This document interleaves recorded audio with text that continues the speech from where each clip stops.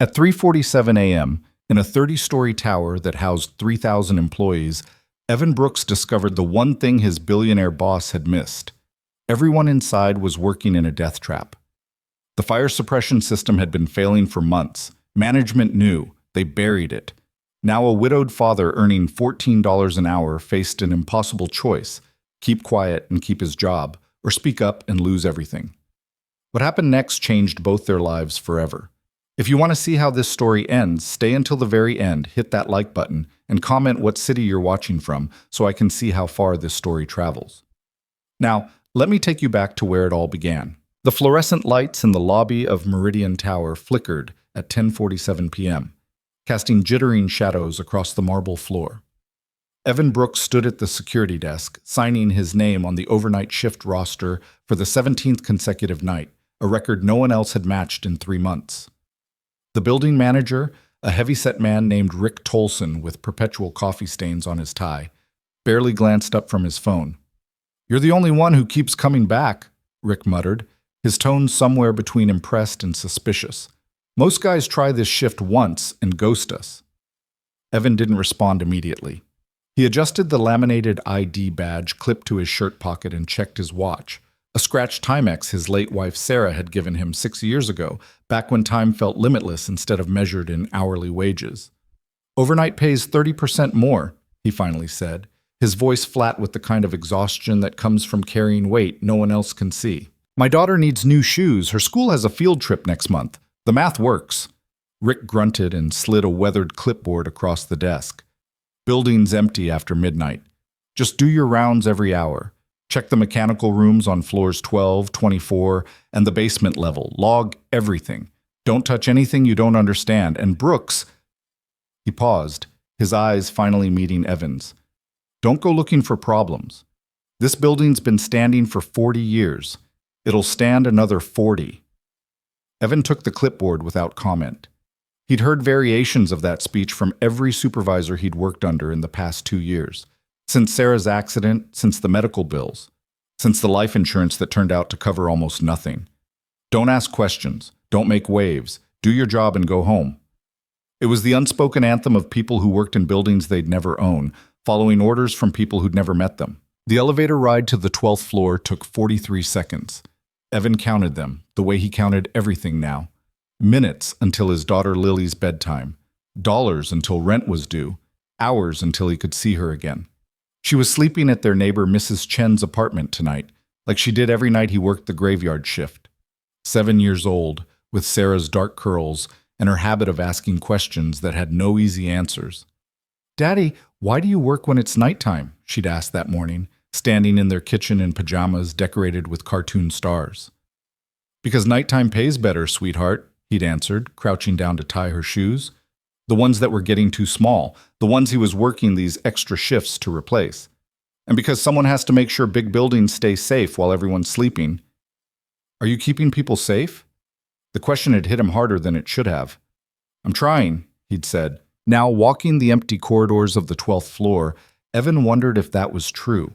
The Meridian Tower was a monument to modern architecture and corporate efficiency. Glass and steel and calculated ambition, reaching 30 stories into the downtown skyline. During business hours, it housed the regional offices of 3 investment firms, 2 law practices, a tech startup that had recently gone public, and the penthouse headquarters of Whitman Industries, owned by Claire Whitman, a woman Evan had never met but whose face occasionally appeared in business magazines left in the break room. At night, it was a different place entirely. Silent. Hollow. The kind of quiet that made you aware of your own breathing. Evan's footsteps echoed against polished floors as he checked office doors, tested locks, and noted the time in his log. Everything by the book. Everything documented. He'd learned that lesson the hard way at his previous job, when a manager blamed him for equipment damage that happened on someone else's shift. No documentation meant no defense. Floor 12. Clear. All doors secured. Temperature normal. No unusual sounds or odors. He signed off at 11:34 p.m. and took the stairs down to the lobby level. His knees protested. He was 34 but felt older, the accumulated weight of single parenthood and financial stress adding invisible years. The stairwell was colder than the offices, the air carrying that peculiar metallic taste of recirculated ventilation. The basement level was next on his checklist. Evan hesitated at the heavy steel door marked Authorized Personnel Only, then pushed it open.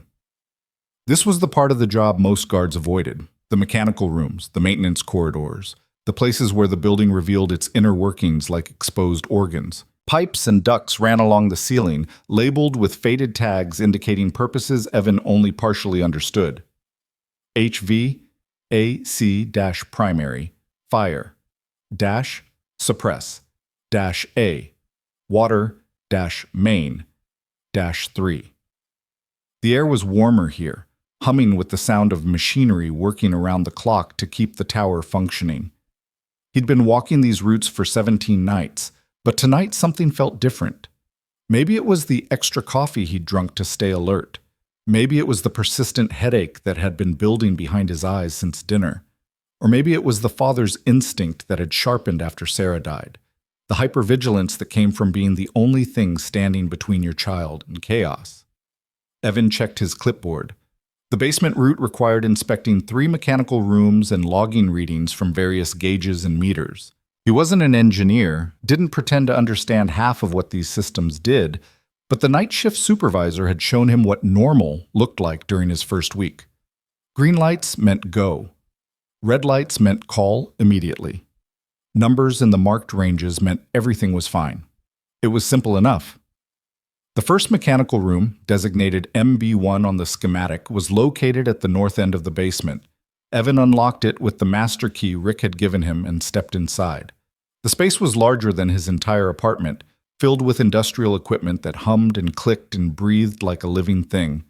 He walked the perimeter, checking gauges: boiler pressure normal, water temperature normal, electrical systems normal. He logged everything at 12:08 a.m. and moved on. MB2 was smaller, dedicated primarily to the backup generator and electrical systems. Evan spent less time here. Most of the equipment was automated and behind locked cages. Everything showed green.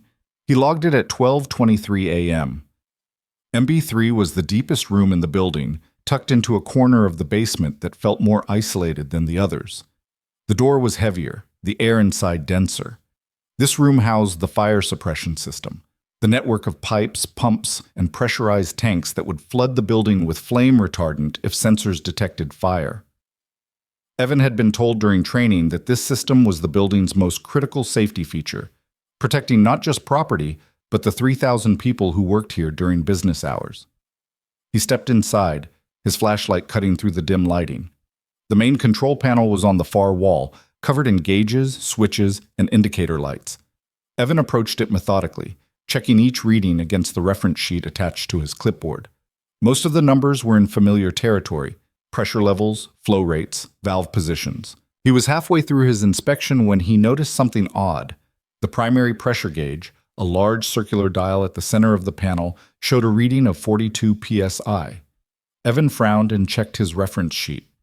The acceptable range for this system was marked clearly: 85 to 110 pounds per square inch.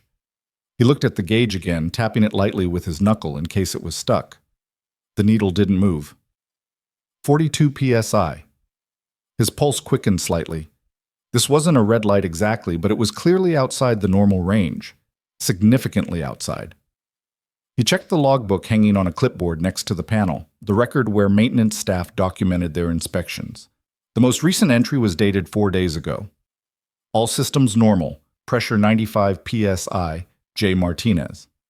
95 psi, 4 days ago. 42 psi now. That was a drop of more than 50%.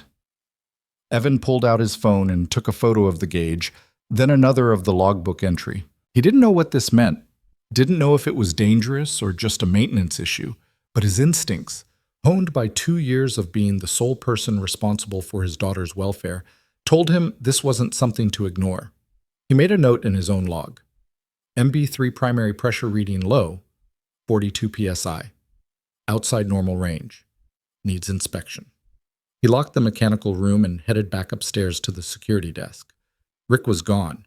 His shift ended at midnight, replaced by a younger guard named Danny, who spent most of his shift watching videos on his phone with earbuds in.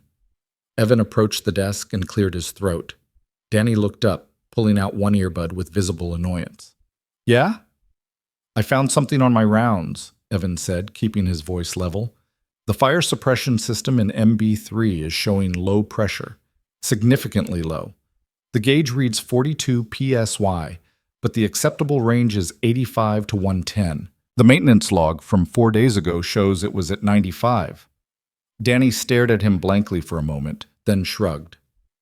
"Did it trigger any alarms?" "No, but then it's probably fine. Those old gauges sometimes give weird readings. Maintenance checks it every week."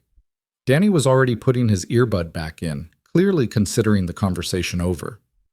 "The logbook says it was normal 4 days ago," Evan persisted. "A 50 PS I drop in 4 days seems significant." "Look, man," Danny said, his tone edging toward irritation. "I've been working here for 8 months. Trust me, these old buildings have quirks.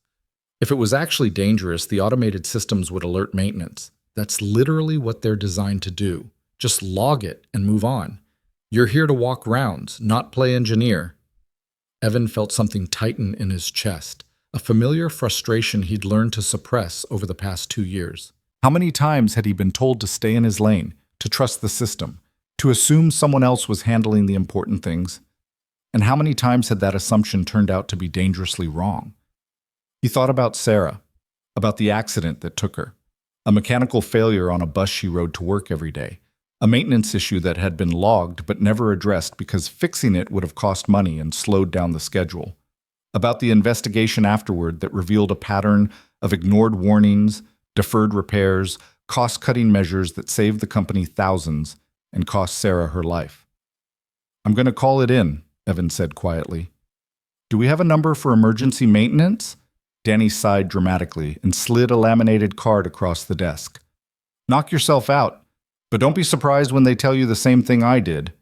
Evan took the card and walked to a quiet corner of the lobby. He dialed the number listed for after-hours maintenance emergency and waited through 4 rings before a tired voice answered. "Meridian Maintenance, this is Joe." "Hi, this is Evan Brooks, overnight security.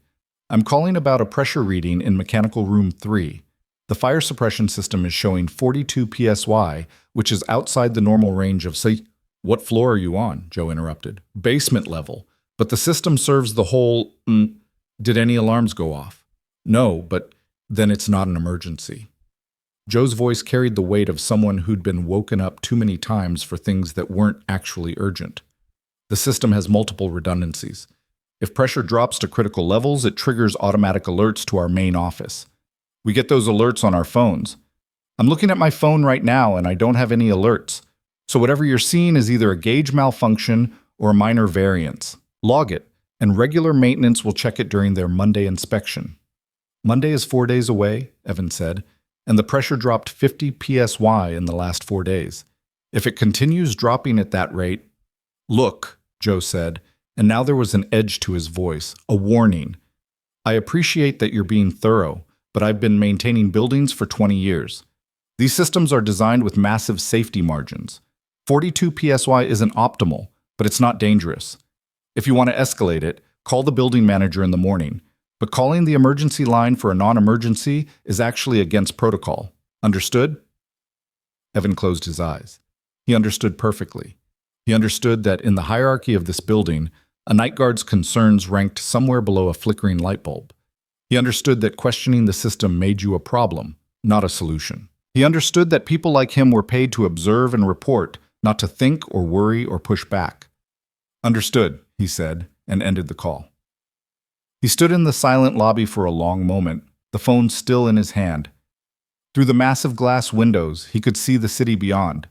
Streets mostly empty at this hour, a few cars passing, the distant glow of other towers where other people were working other overnight shifts, all of them trying to make the math work, trying to keep their heads above water.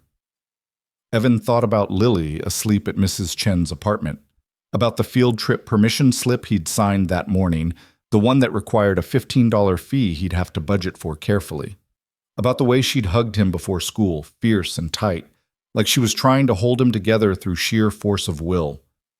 "Be safe, Daddy," she'd whispered into his shoulder. Always, he'd promised. He pulled out his phone again and opened the camera app. Then he walked back down to the basement, back to mechanical room MB3, and systematically documented everything. Photos of the pressure gauge from multiple angles, photos of the entire control panel, photos of the logbook showing the previous readings, a video of the gauge clearly showing the needle at 42 psi, with his voice narrating the date, time, and location. He didn't know what he was going to do with this documentation, but 2 years of navigating insurance companies and legal processes after Sarah's death had taught him one ironclad rule. Documentation was the only protection people like him had. When he finished, it was 1:17 a.m. He had another round to complete before 2, and then another at 3, and then another at 4, until his shift ended at 6 a.m. and he could go home, wake Lily at Mrs. Chen's, make her breakfast, walk her to school, sleep for 4 hours, and do it all again. But as he locked the mechanical room and headed back upstairs, Evan couldn't shake the feeling that something was fundamentally wrong. It wasn't just the pressure reading, it was the casual dismissal, the assumption that automated systems would catch everything. The faith in processes that he'd learned the hard way were often held together with bureaucracy and hope rather than actual competence. The 2 a.m. round was uneventful. Floor 24 was dark and quiet, the offices of Whitman Industries locked and secured behind frosted glass doors etched with the company logo. Evan had learned from Danny that Claire Whitman herself occasionally worked late, but he'd never seen her. To him, she was just a name on the building directory, someone who existed in a completely different world, one where pressure gauges and overtime pay and worn-out shoes were someone else's problem. At 2:47 a.m., Evan was back in the basement for another mechanical room check. This time he went straight to MB3, unlocking the door with hands that had developed a slight tremor from too much coffee and too little sleep. He approached the pressure gauge with his flashlight, hoping irrationally that the reading had somehow corrected itself. The needle pointed to 40 pounds per square inch. It had dropped 2 more pounds in less than 3 hours. Evan's stomach tightened. He pulled out his phone and took another photo, checking the timestamp to document the decline. Then he did something he hadn't planned to do. He walked around the entire mechanical room, examining every pipe, every valve, every connection he could see. He didn't know exactly what he was looking for, but he'd worked enough maintenance jobs before Sarah died to recognize when something looked wrong.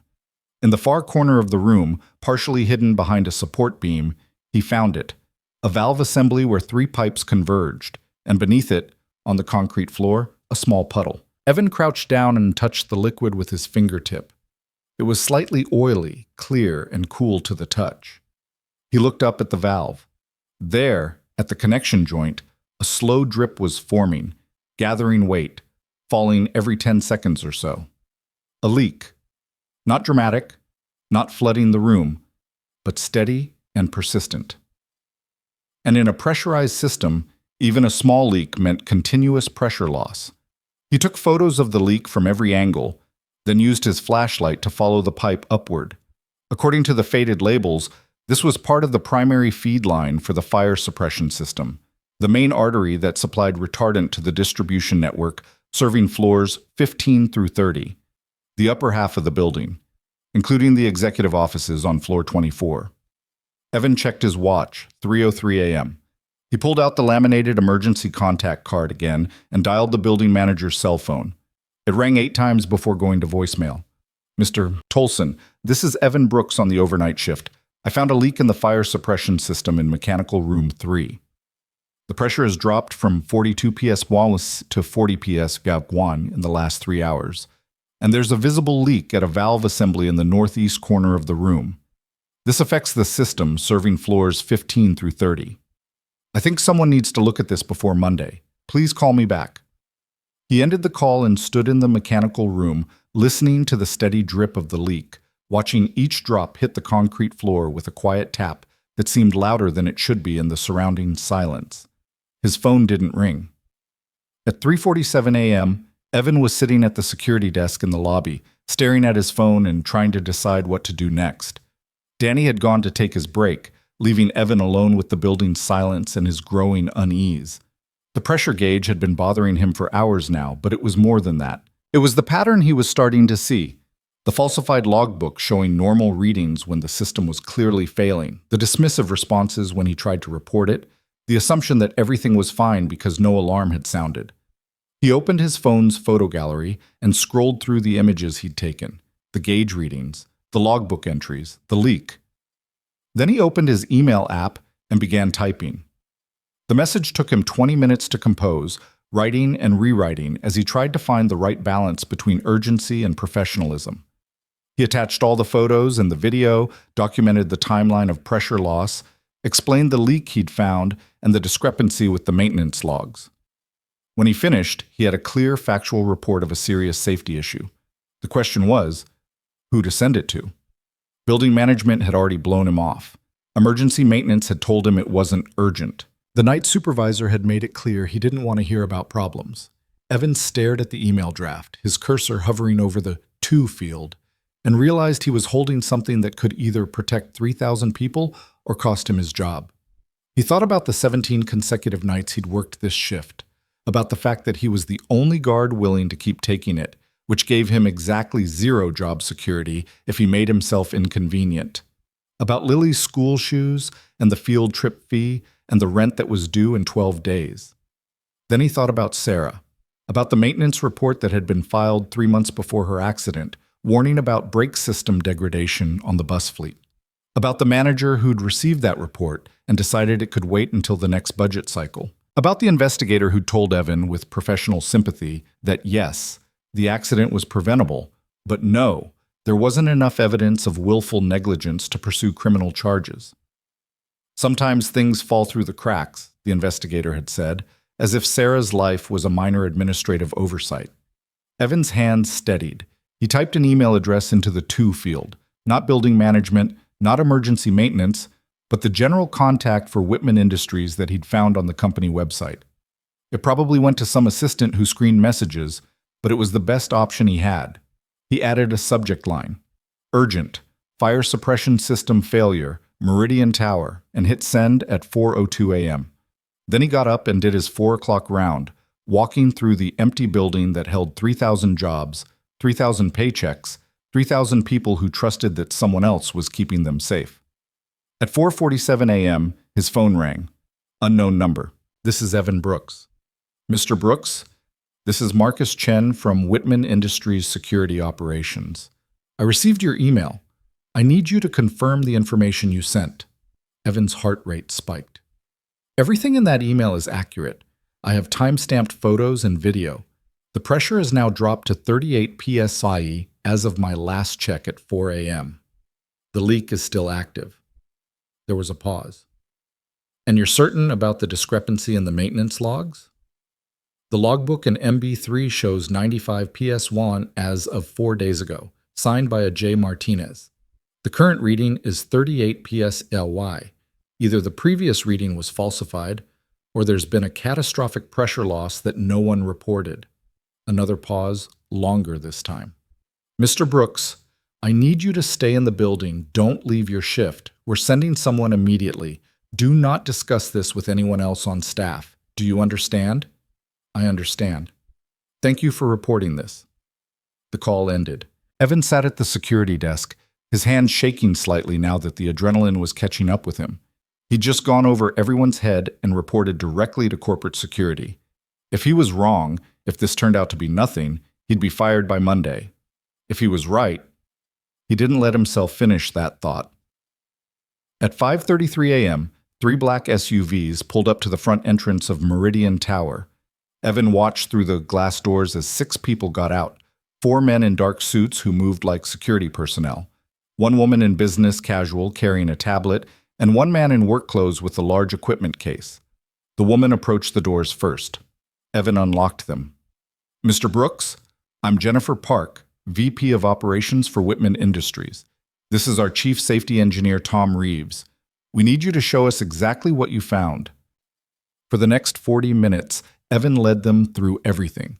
The gauge readings, the timeline of pressure loss, the leak, the discrepancies in the logbooks.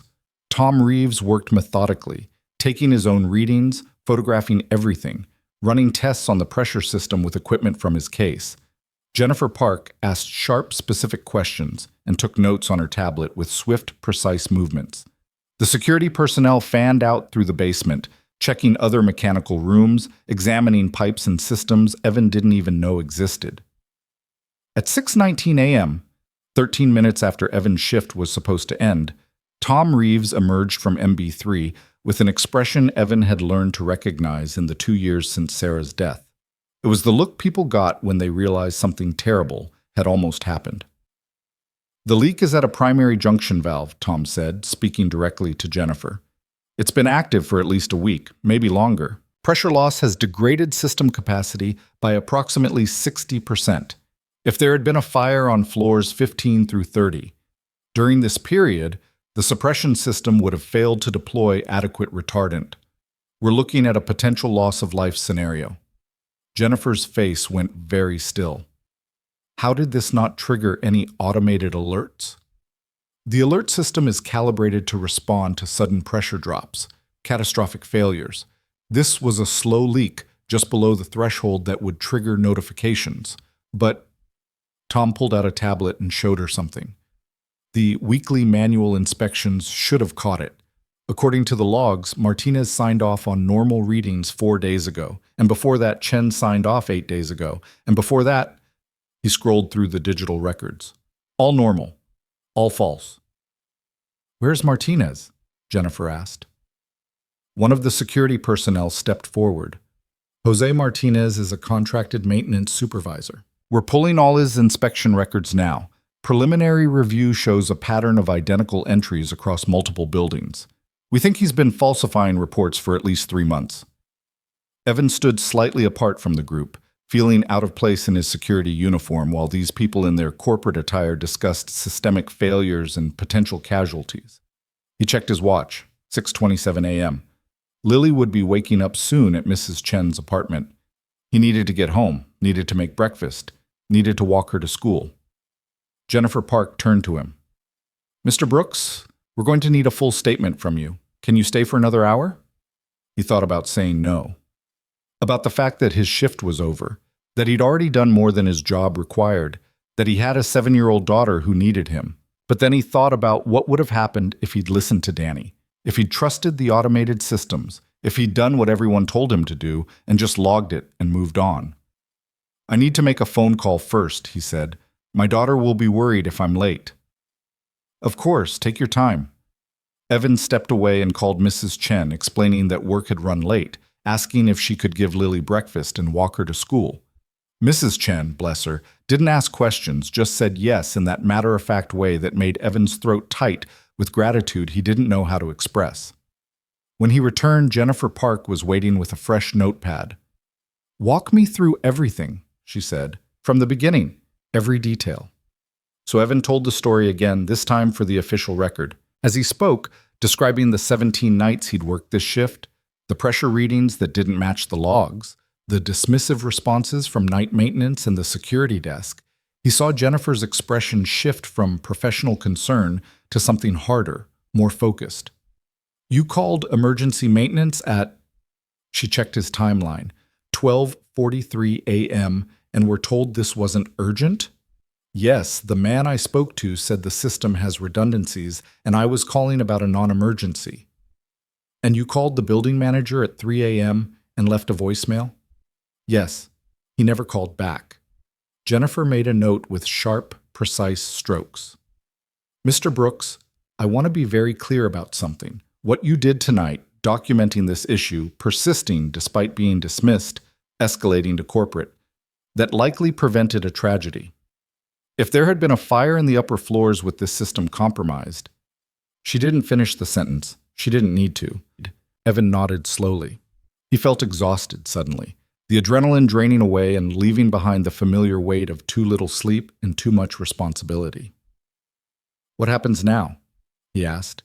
"Now we shut down the affected floors, bring in a full engineering team to assess the entire system, and investigate how this was missed." Jennifer looked at him directly.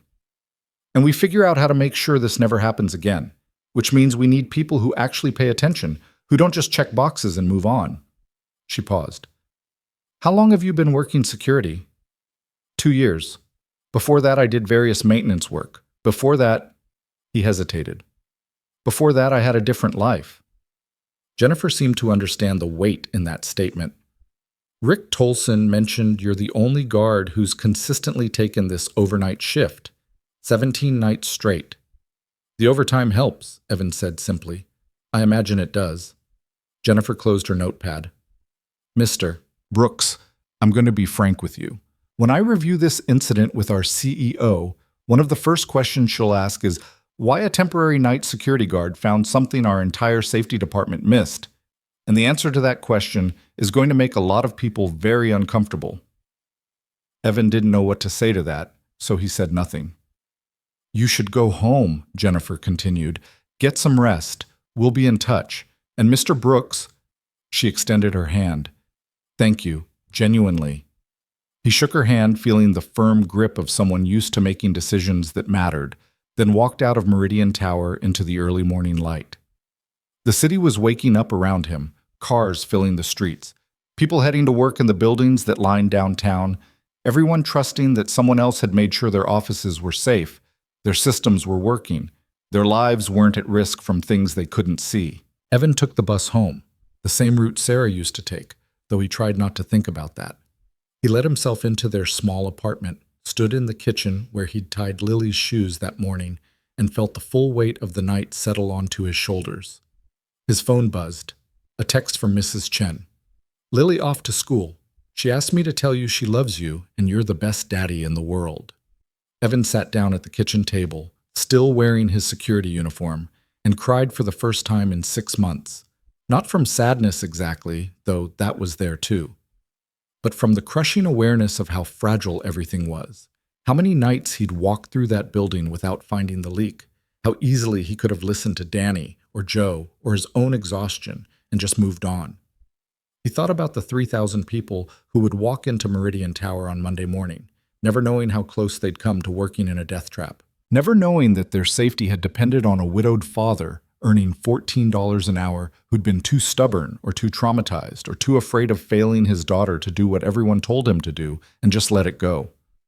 The sun was fully up now, streaming through the kitchen window. Evan pulled out his phone and looked at the photos he'd taken. The pressure gauge, the leak, the falsified logs. Evidence of a near miss that would probably never make the news, never generate headlines, never become anything more than an internal investigation and some updated protocols. But 3,000 people would be safe. That had to count for something. He set his phone down and closed his eyes, letting himself rest for just a moment before he had to pick Lily up from school. Before he had to explain why he was late. Before he had to decide whether to tell her about what happened, or just let her keep believing that her father's job was simple and boring and safe. In that moment of quiet, Evan Brooks made a decision that he didn't fully understand yet, a decision that would reshape everything in ways he couldn't predict. He decided that if they called him back, if they asked him to explain what he'd found or why he'd persisted, he would tell them the truth. Not the polite version or the version that made everyone comfortable, but the real truth, that systems fail when people stop paying attention, that protocols are only as good as the people following them, and that sometimes the most important thing you can do is refuse to walk away when everyone tells you to. It was 7:43 a.m. when Evan finally stood up from the kitchen table, changed out of his uniform, and tried to sleep for a few hours before picking up his daughter. But sleep didn't come easily. His mind kept returning to the mechanical room, to the steady drip of the leak, to the gauge needle pointing at numbers that should have set off alarms but didn't. He thought about the contractor who'd falsified those inspection reports, about the emergency maintenance worker who'd dismissed his concerns, about the building manager who never called him back, about all the small decisions and small failures that had created the conditions for catastrophe. And he thought about Claire Whitman, the 32-year-old billionaire whose name was on the building, who probably had no idea that her own office sat in the danger zone, who existed in a world so far removed from Evan's that they might as well have been living on different planets. What Evan didn't know, couldn't know, lying in his small apartment while the city moved on around him, was that at that exact moment, Claire Whitman was reading Jennifer Park's preliminary report with an expression her staff had learned to recognize. It was the expression she got when someone had made a mistake that could have cost lives. When the carefully constructed systems she'd trusted had proven to be made of paper and wishful thinking. She was reading about the security guard who'd worked 17 consecutive overnight shifts, about the photos and videos he documented on his personal phone, about the leak that should have been caught weeks ago but wasn't, about the 3,000 employees who'd been coming to work in a building with a compromised fire suppression system because somewhere along the line, someone had decided that cutting corners was acceptable. Claire set down the report and picked up her phone. "Jennifer," she said when the call connected, "I want the guard's full file, and I want the address where he lives. I'm going to talk to him myself." There was a surprised pause on the other end. "Ma'am, that's not necessary. I can handle—" "I'm sure you can, but I want to handle this myself. Get me the address." Because Claire Whitman had learned something in her 12 years of running her family's company, something her father had tried to teach her before he died, that when the system fails, you don't send someone else to fix it. You go yourself. You look people in the eye. You see what your decisions, or your lack of attention, has actually cost. And this time, the cost had almost been catastrophic. As Evan lay in his apartment trying to sleep, and as Claire sat in her penthouse office making plans he didn't know about, the Meridian Tower stood silent in the morning sun. On floor 15, a young accountant settled into her desk with coffee, never knowing that the fire suppression system above her head had been failing for weeks. On floor 22, a software engineer opened his laptop for another day of work, trusting that someone else had made sure the building was safe. On floor 28, a paralegal reviewed case files, her focus on the law rather than the infrastructure that protected her while she worked. 3,000 people, 3,000 lives, 3,000 stories of kids and mortgages and dreams and daily struggles, all of them depending on systems they couldn't see and people they'd never meet to keep them safe. And in mechanical room MB3, deep in the basement where no one was watching, the leak continued to drip onto the concrete floor. Slower now that the pressure had dropped so low, but still steady, still persistent, still evidence of the thin margin between disaster and luck that separates every ordinary day from tragedy.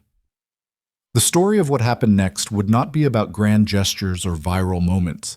It would be about a choice made in a cramped apartment by a tired father who'd lost too much to trust systems that failed, and about another choice made in a penthouse office by a woman who'd just discovered that all her wealth and power couldn't protect her from the consequences of other people's incompetence. Two people from different worlds, brought together by a leak in a pipe, and the question neither of them could answer. When you see something wrong, when you know people are at risk, when every voice around you says to let someone else handle it, what do? Evan Brooks had already answered that question. At 3:47 a.m., standing in a mechanical room in the basement of a building he'd never owned, he'd made his choice. Now it was Claire Whitman's turn to make hers. Evan woke at 2:47 p.m. to his phone ringing. For a confused moment, still trapped in the fog of too little sleep, he thought it was the alarm for Lily's school pickup. Then he saw the unknown number and remembered everything: the leak, the pressure gauge, Jennifer Park's firm handshake, the way the morning light had felt too bright when he'd finally stumbled home. "Hello? Mr. Brooks? This is Jennifer Park. I apologize for calling during what should be your sleep time, but we have a developing situation." Evan sat up, his heart already accelerating. "What happened?" "We brought in a full engineering team at 8 a.m. to assess the fire suppression system. What they found is significantly worse than the initial leak you reported." Jennifer's voice was carefully controlled, the tone of someone delivering bad news with professional precision. "The falsified inspection reports go back 7 months, not 3. We've identified compromised systems in 6 other buildings in our portfolio. And the contractor responsible, Jose Martinez, has disappeared. His apartment is cleared out, his phone disconnected." 7 months, Evan repeated, the number not quite making sense in his sleep-deprived brain. 7 months of fake inspections across multiple properties. 3,000 people in Meridian Tower alone, working above compromised safety systems because someone decided paperwork was easier than actual maintenance. Jennifer paused. "Mr. Brooks, our CEO wants to meet with you, today, if possible." Evan looked at his alarm clock. Lily got out of school at 3:30. He had 43 minutes. "I have to pick up my daughter at 3:30, he said. "After that I'm available, but she'll need to be with me. Is that a problem?" There was a brief silence, and Evan heard muffled conversation in the background. Then Jennifer came back on the line. That's not a problem. Can you be at Meridian Tower at 4 p.m., 24th floor, Whitman Industries reception? I'll be there. Mr. Brooks, one more thing. Wear whatever you're comfortable in. This isn't a formal interview. Ms. Whitman just wants to talk. The call ended and Evan sat on the edge of his bed, trying to process what he'd just agreed to. The CEO of Whitman Industries wanted to meet him. The woman whose face appeared in business magazines, who owned the building where he worked overnight for $14 an hour, who existed in a stratosphere so far above his own life that the distance seemed almost cosmic. He showered quickly, dressed in the only clean clothes he had that weren't his security uniform, jeans and a button-down shirt Sarah had bought him 4 years ago for a job interview that never led anywhere, and headed out to pick up Lily from school. She was waiting in the pickup line with her backpack and a drawing she'd made in art class, her dark curls escaping from the ponytail Mrs. Chen had attempted that morning. When she saw Evan, her face lit up with that pure, uncomplicated joy that made everything else worthwhile. "Daddy, you're here early!" "Hey, sweetheart." He crouched down and she crashed into him with a hug that nearly knocked him over. "How was school?" "We learned about butterflies, and I got a gold star on my math worksheet, and Tommy Sanders said his mom is taking him to the zoo this weekend." She pulled back, suddenly serious. "Can we go to the zoo?" Evan thought about the field trip fee he still needed to budget for, the new shoes she needed, the rent due in 12 days. "Maybe next month, okay? But I have something we need to do first. I have a meeting at my work building, and you're going to come with me." Lily's eyes widened. "The tall building? The one you tell me about?" "That's the one. Will I get to see where you work?" "Maybe. But listen, Lily, this is important. The person I'm meeting is my boss's boss's boss. She's very important, and I need you to be on your best behavior, okay?" Lily nodded solemnly, taking in his serious tone. "I'll be good, Daddy. I promise." They took the bus downtown, Lily sitting by the window and narrating everything she saw, the park where the trees were starting to bloom, the fountain that wasn't running yet because it was still too early in the year, the hot dog vendor she always asked about but they never stopped at because it was too expensive. Evan half listened, his mind running through scenarios of what this meeting might mean. Best case, they thanked him formally and sent him home. Worst case, they'd found some procedural violation in how he'd handled the situation and were letting him go. Middle case, they wanted a detailed statement for their investigation, and he'd spend hours going over the same timeline while Lily sat in some waiting room getting restless and bored. Meridian Tower looked different in daylight. Less imposing somehow, just another glass and steel structure among dozens of identical towers. They entered through the main lobby, not the side entrance Evan used for his night shift, and approached the security desk where a guard he didn't recognize checked them in. 24th floor, the guard said, handing Evan a visitor badge and a smaller one for Lily. Elevators are to your left. In the elevator, Lily pressed herself against the glass wall as they ascended, watching the city drop away below them. "Daddy, we're so high." "We are, sweetheart. This building has 30 floors. We're going to floor 24. "Is that where the important lady works?" "Yes." "What's her name?" "Ms. Whitman." Lily tested the name silently, her lips moving. Then she looked up at Evan with those dark eyes that saw more than a 7-year-old should have to see. "Are you in trouble?" The question hit him harder than it should have. "No, baby. I'm not in trouble. I think maybe I did something good, and she wants to talk about it." "Okay." Lily seemed satisfied with this answer and went back to watching the city shrink below them. The elevator opened onto a reception area that looked like it cost more than Evan earned in a year. Polished wood, soft lighting, modern art on the walls, and a receptionist who looked up with a professional smile that wavered slightly when she saw Evan in his jeans and Lily in her school clothes. "Can I help you?" "Evan Brooks. I have a 4 o'clock with Miss Whitman." The receptionist's expression shifted. Recognition, maybe surprise. "Of course, Mr. Brooks. One moment, please." She picked up her phone and spoke quietly. "Mrs. Whitman, Mr. Brooks is here." "Yes, ma'am." She hung up and gestured to a seating area. "Ms. Whitman will be with you shortly. Can I get you anything? Water? Coffee?" "Water would be great, thank you." Evan sat down on a leather couch that was more comfortable than his bed at home. Lily climbed up next to him, her feet dangling off the edge.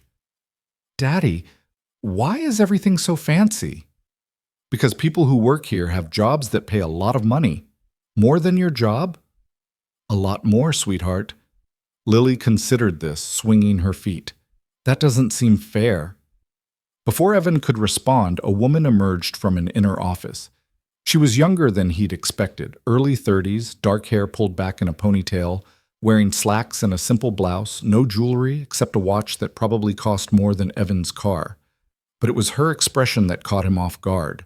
Not the polished corporate mask he'd expected, but something more complicated. Exhaustion, maybe. Or the kind of tightly controlled frustration that comes from discovering something fundamentally broken. "Mr. Brooks," she extended her hand. "I'm Claire Whitman. Thank you for coming."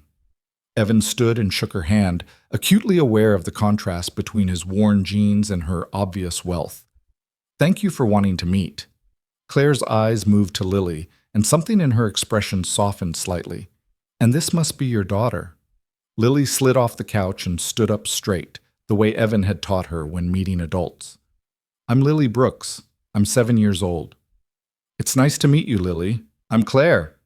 She crouched down to Lily's eye level, a gesture Evan hadn't expected.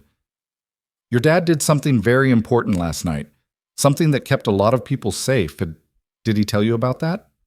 Lily shook her head. "He said he had a meeting with his boss's boss's boss." Claire smiled, a real smile, not the professional version. "That's true. I'm definitely that. But what he did was more important than any meeting." She stood up and looked at Evan. "Can we talk in my office? Lily, there's a conference room next door with some art supplies if you'd like to draw while your dad and I talk. My assistant Sarah can sit with you." "Can I, Daddy?" Lily asked. Evan hesitated, every protective instinct firing at once. But Claire seemed to understand. "The room has glass walls," she said quietly. "You'll be able to see her the whole time. And Sarah has a daughter about Lily's age. She's good with kids." "Okay," Evan said. "But Lily, stay in that room, and if you need me, I'll come get you right away," Lily finished. "I know, Daddy." A woman in her 40s appeared, Sarah apparently, and led Lily to a conference room visible through glass walls. Evan watched as his daughter settled at a table with markers and paper, already absorbed in whatever she was creating. "She'll be fine," Claire said. "I promise." She led Evan into her office, a corner space with floor-to-ceiling windows overlooking the city, a desk that looked like it had never been cluttered, and a small seating area with 2 chairs positioned to face each other rather than across the traditional power dynamic of a desk. Claire gestured to one of the chairs and took the other. "Mr. Brooks, I'm going to be direct with you because I don't have the energy for corporate pleasantries right now. I've spent the last 8 hours learning that multiple buildings in my portfolio have been operating with falsified safety inspections for 7 months. That a contractor we paid extremely well to keep people safe was instead taking shortcuts and doctoring paperwork. That multiple levels of management either didn't notice or didn't care. And that it took a night security guard working his 17th consecutive overnight shift to actually find the problem everyone else missed." She paused. "So my first question is simple. How did you know to keep pushing when everyone told you to stop?" Evan looked at her across the small space between their chairs. He could see the city behind her, the same skyline he'd looked at through the lobby windows at 3 a.m., and he thought about all the easy answers he could give. But something about the way she'd crouched down to talk to Lily, the exhaustion in her eyes, made him tell the truth. "My wife died 2 years ago in an accident that shouldn't have happened. A bus she took to work every day had a mechanical problem that was reported but never fixed. The investigation afterward found a pattern of deferred maintenance and ignored warnings. The company settled out of court, paid some money, updated their procedures, and moved on." He kept his voice level, factual. "So when I saw a pressure gauge showing numbers that didn't match the logs, and when people told me it was fine and not to worry about it, I couldn't just let it go. Because I know what happens when people let things go." Claire was quiet for a long moment. "I'm very sorry about your wife." "Thank you. And you're right. People die when systems fail and no one pays attention." She leaned forward slightly. "Mr. Brooks." "Evan. I need to tell you something that's going to be in the news by tomorrow anyway, so you should hear it from me first. We're shutting down Meridian Tower for emergency repairs. All of it, for at least 2 weeks. 3,000 employees are being relocated to temporary office space. The financial impact is going to be significant, and it's all because you found a leak that everyone else missed. Evan felt something cold settle in his stomach. I didn't mean to... You did exactly what you should have done, Claire interrupted. And now I'm doing what I should have done months ago, making sure our buildings are actually safe instead of assuming they are. She pulled out a tablet and showed him something. This is the full engineering report from this morning. The leak you found was just the most obvious symptom. The entire fire suppression system needs to be replaced. The backup systems are also compromised. The automated monitoring that was supposed to catch problems like this has been disabled for months. We're still investigating why, but preliminary evidence suggests it was interfering with Martinez's fake inspection schedule. Evan stared at the report, at the technical diagrams and highlighted failure points, and felt the weight of what could have happened pressing down on him. If there had been a fire, he started. People would have died, Claire finished. A lot of people. Because somewhere along the line, I trusted the wrong systems and the wrong people. I built a company on the assumption that if you hire good people and create good processes, things work. But processes only work if people actually follow them. And good people sometimes turn out to be neither. Through the glass wall, Evan could see Lily drawing, her tongue sticking out slightly in concentration, the way Sarah's used to when she was focused on something. He thought about his daughter growing up in a world where safety was optional, where warnings were ignored, where the people at the top assumed everything was fine because no one wanted to tell them otherwise. What happens now? He asked. Claire set down the tablet. Now I fix this. All of it. Not just the suppression system, but the entire culture that allowed it to happen. Starting with the people who dismissed your concerns. She pulled out a handwritten list. The emergency maintenance worker who told you it wasn't urgent, fired. The building manager who never called you back, fired. The contractors who falsified the inspections were pursuing criminal charges. The managers who should have been supervising them, some fired, others demoted, all on notice that this doesn't happen again. That's a lot of people losing their jobs, Evan said carefully. It's a lot of people who failed to do their jobs, Claire corrected, and who put 3,000 lives at risk because doing the actual work was harder than pretending they had. I don't feel bad about that. She paused. But I do feel bad that you had to work 17 consecutive overnight shifts to earn enough money to buy your daughter new shoes. That's in the file Jennifer gave me. Your reason for taking the night shifts so consistently. The overtime differential. Evan felt heat rise in his face. That's private. It's in your employment record. Along with the fact that you're one of the only guards with a perfect attendance record, 0 complaints, and multiple commendations from building tenants for actually paying attention. Claire met his eyes directly. Evan, I'm going to offer you a job. Not security, something else. But before I do, I need to know what you actually want. Because I can give you a position with a better title and better pay, but if what you really want is stable hours so you can pick your daughter up from school every day, then that's what matters. The question caught Evan completely off guard. In 2 years of survival mode, working whatever jobs he could find, taking whatever shifts paid overtime, saying yes to everything because he couldn't afford to say no, no one had asked him what he actually wanted. I want, he started, then stopped. Through the glass wall, Lily was showing her drawing to Sarah, who was smiling and nodding with what looked like genuine interest. I want my daughter to grow up knowing her father does work that matters. I want to not have to choose between buying her new shoes and paying rent on time. I want to sleep at night without worrying that I'm one emergency away from losing everything. He looked at Claire. And I want to know that the buildings where people work are actually safe. That when someone raises a concern, they're listened to instead of dismissed. That the systems we trust to protect us actually work. Claire nodded slowly. Then I have a proposition for you. I'm creating a new position, Director of Safety Integrity. It's not about engineering or technical expertise. We have people for that. It's about actually checking whether our systems work the way we think they do. About creating channels where concerns get heard instead of buried. About making sure that what happened in Meridian Tower never happens in any of our buildings again. She paused. The salary is $85,000 a year, full benefits, normal business hours. and the authority to walk into any building we own and ask uncomfortable questions. The job is yours if you want it." Evan's mind went blank. $85,000. That was more than double what he'd made at his best job before Sarah died. That was school shoes without budgeting, field trips without stress, rent paid with money left over. That was stability. "Why me?" he asked. "I don't have a degree. I don't have management experience. I'm a security guard who found a leak."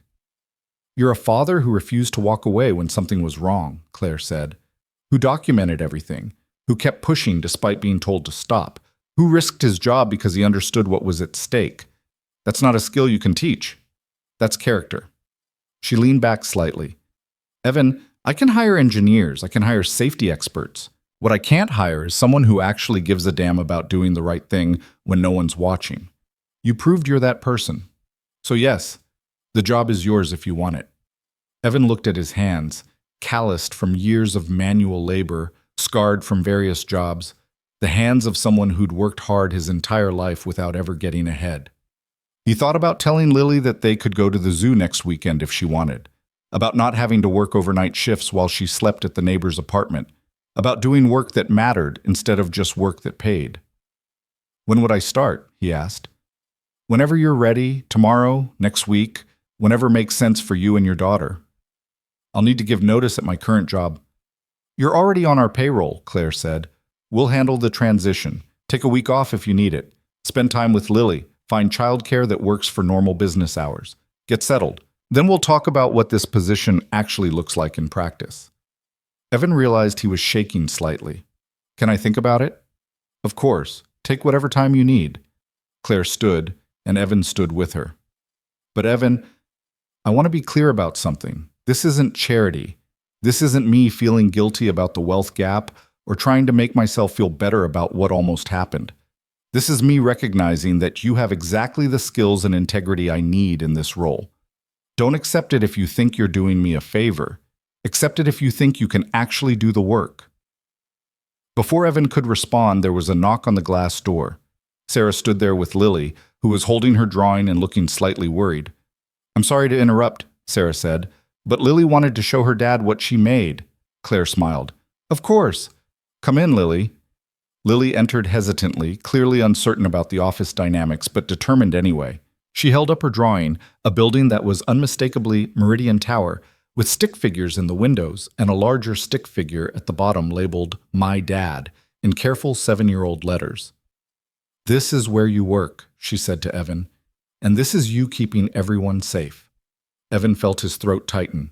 He crouched down and pulled Lily into a hug, pressing his face against her hair so she wouldn't see the tears he was fighting back. "Thank you, sweetheart. It's beautiful." When he looked up, Claire was watching them with an expression he couldn't quite read. But when she spoke, her voice was softer than it had been. "Lily, your dad is a hero. He found something wrong and fixed it, even when it was hard. Do you know how special that is?" Lily pulled back from Evan and looked at Claire with serious eyes. "My dad is always a hero. He takes care of me all by himself, and he never gives up, and he always keeps his promises." "I believe that," Claire said. "And I think he's going to keep being a hero in a new job if he decides he wants it. Would you like that? If your dad had a new job where he could come home earlier and you could see him more?" Lily's eyes widened. She looked at Evan. "Really?" "Maybe, baby. We're still talking about it." "I would like that very much," Lily said to Claire, with the formal politeness of a child trying to impress adults. "Because sometimes I miss him when he works at night, and I have to sleep at Mrs. Chen's house, even though Mrs. Chen is very nice and makes good dumplings." Claire smiled again, and this time Evan saw something genuine in it, not the corporate professional, but an actual person responding to a child's honesty. "Mrs. Chen's dumplings sound wonderful," Claire said, "and I hope your dad decides to take the job so you can see him more, but that's his choice to make." Sarah appeared at the door again. "Ms. Whitman, you have a call from legal in 5 minutes about the Martinez situation." Claire nodded. "Thank you, Sarah." She turned back to Evan. "I need to take this call, but my offer stands. Think about it. Talk to Lily. And when you're ready, contact Jennifer Park. She'll handle all the details." She extended her hand again, and Evan shook it. "It was good to meet you, Evan. And you too, Lily. It was nice to meet you too, Lily said carefully. Thank you for letting me draw in your conference room. In the elevator going down, Lily pressed against Evan's side. Daddy, was that about the good thing you did? Yes, sweetheart. And she wants to give you a new job? She does. Are you going to take it? Evan looked at his daughter's upturned face, at the trust and hope in her eyes, and thought about all the ways he could answer that question. But he settled on the truth. I think so, baby. I think I am. Lily hugged him tighter. Good, because I miss you when you work at night. They took the bus home through the late afternoon traffic, Lily chattering about her day at school while Evan's mind spun through implications and possibilities. $85,000 a year, normal hours. Work that mattered. It felt surreal, like something that happened to other people in other stories. That evening, after Lily was asleep, Evan sat at his kitchen table with his laptop and searched for Claire Whitman. The articles painted a picture of someone who'd inherited her family's real estate company at 21 when her father died suddenly, who'd spent the last decade growing it while maintaining a reputation for being difficult and demanding. There were profiles in business magazines, interviews where she talked about sustainability and employee welfare, photos of her at charity events and industry conferences. But there was one article from 3 years ago that made Evan pause. It was about a building collapse in another city, not one of Whitman's properties, where 12 people died because of deferred maintenance and ignored safety warnings. Claire had been quoted extensively, calling for industry-wide reforms and stricter oversight. The article noted that she'd personally funded an independent investigation and had implemented new safety protocols across all Whitman Industries properties. We have a moral obligation, she was quoted as saying, to make sure that people are actually safe in our buildings, not just technically compliant with minimum standards. Compliance isn't enough. We need to do better. Evan closed the laptop and sat in the quiet of his kitchen, thinking about the woman who'd crouched down to talk to Lily, who'd asked him what he wanted instead of just telling him what to do, who was firing people and pursuing criminal charges because a security guard had found a leak. He thought about Sarah, about the accident that took her, about the investigation that found all the warning signs that had been ignored, about the settlement that bought some financial stability but couldn't buy back time or trust or the belief that systems worked. And he thought about standing in mechanical room MB3 at 3:47 a.m., looking at a pressure gauge that showed numbers that didn't match the logs, making the decision to document it anyway, even though everyone told him it was fine. His phone buzzed. A text from Jennifer Park. Evan, I wanted to reach out personally to say that what you did took real courage. Whatever you decide about the job offer, know that you made a difference. 3,000 people are safer because of you. That matters. Evan read the message twice, then typed back.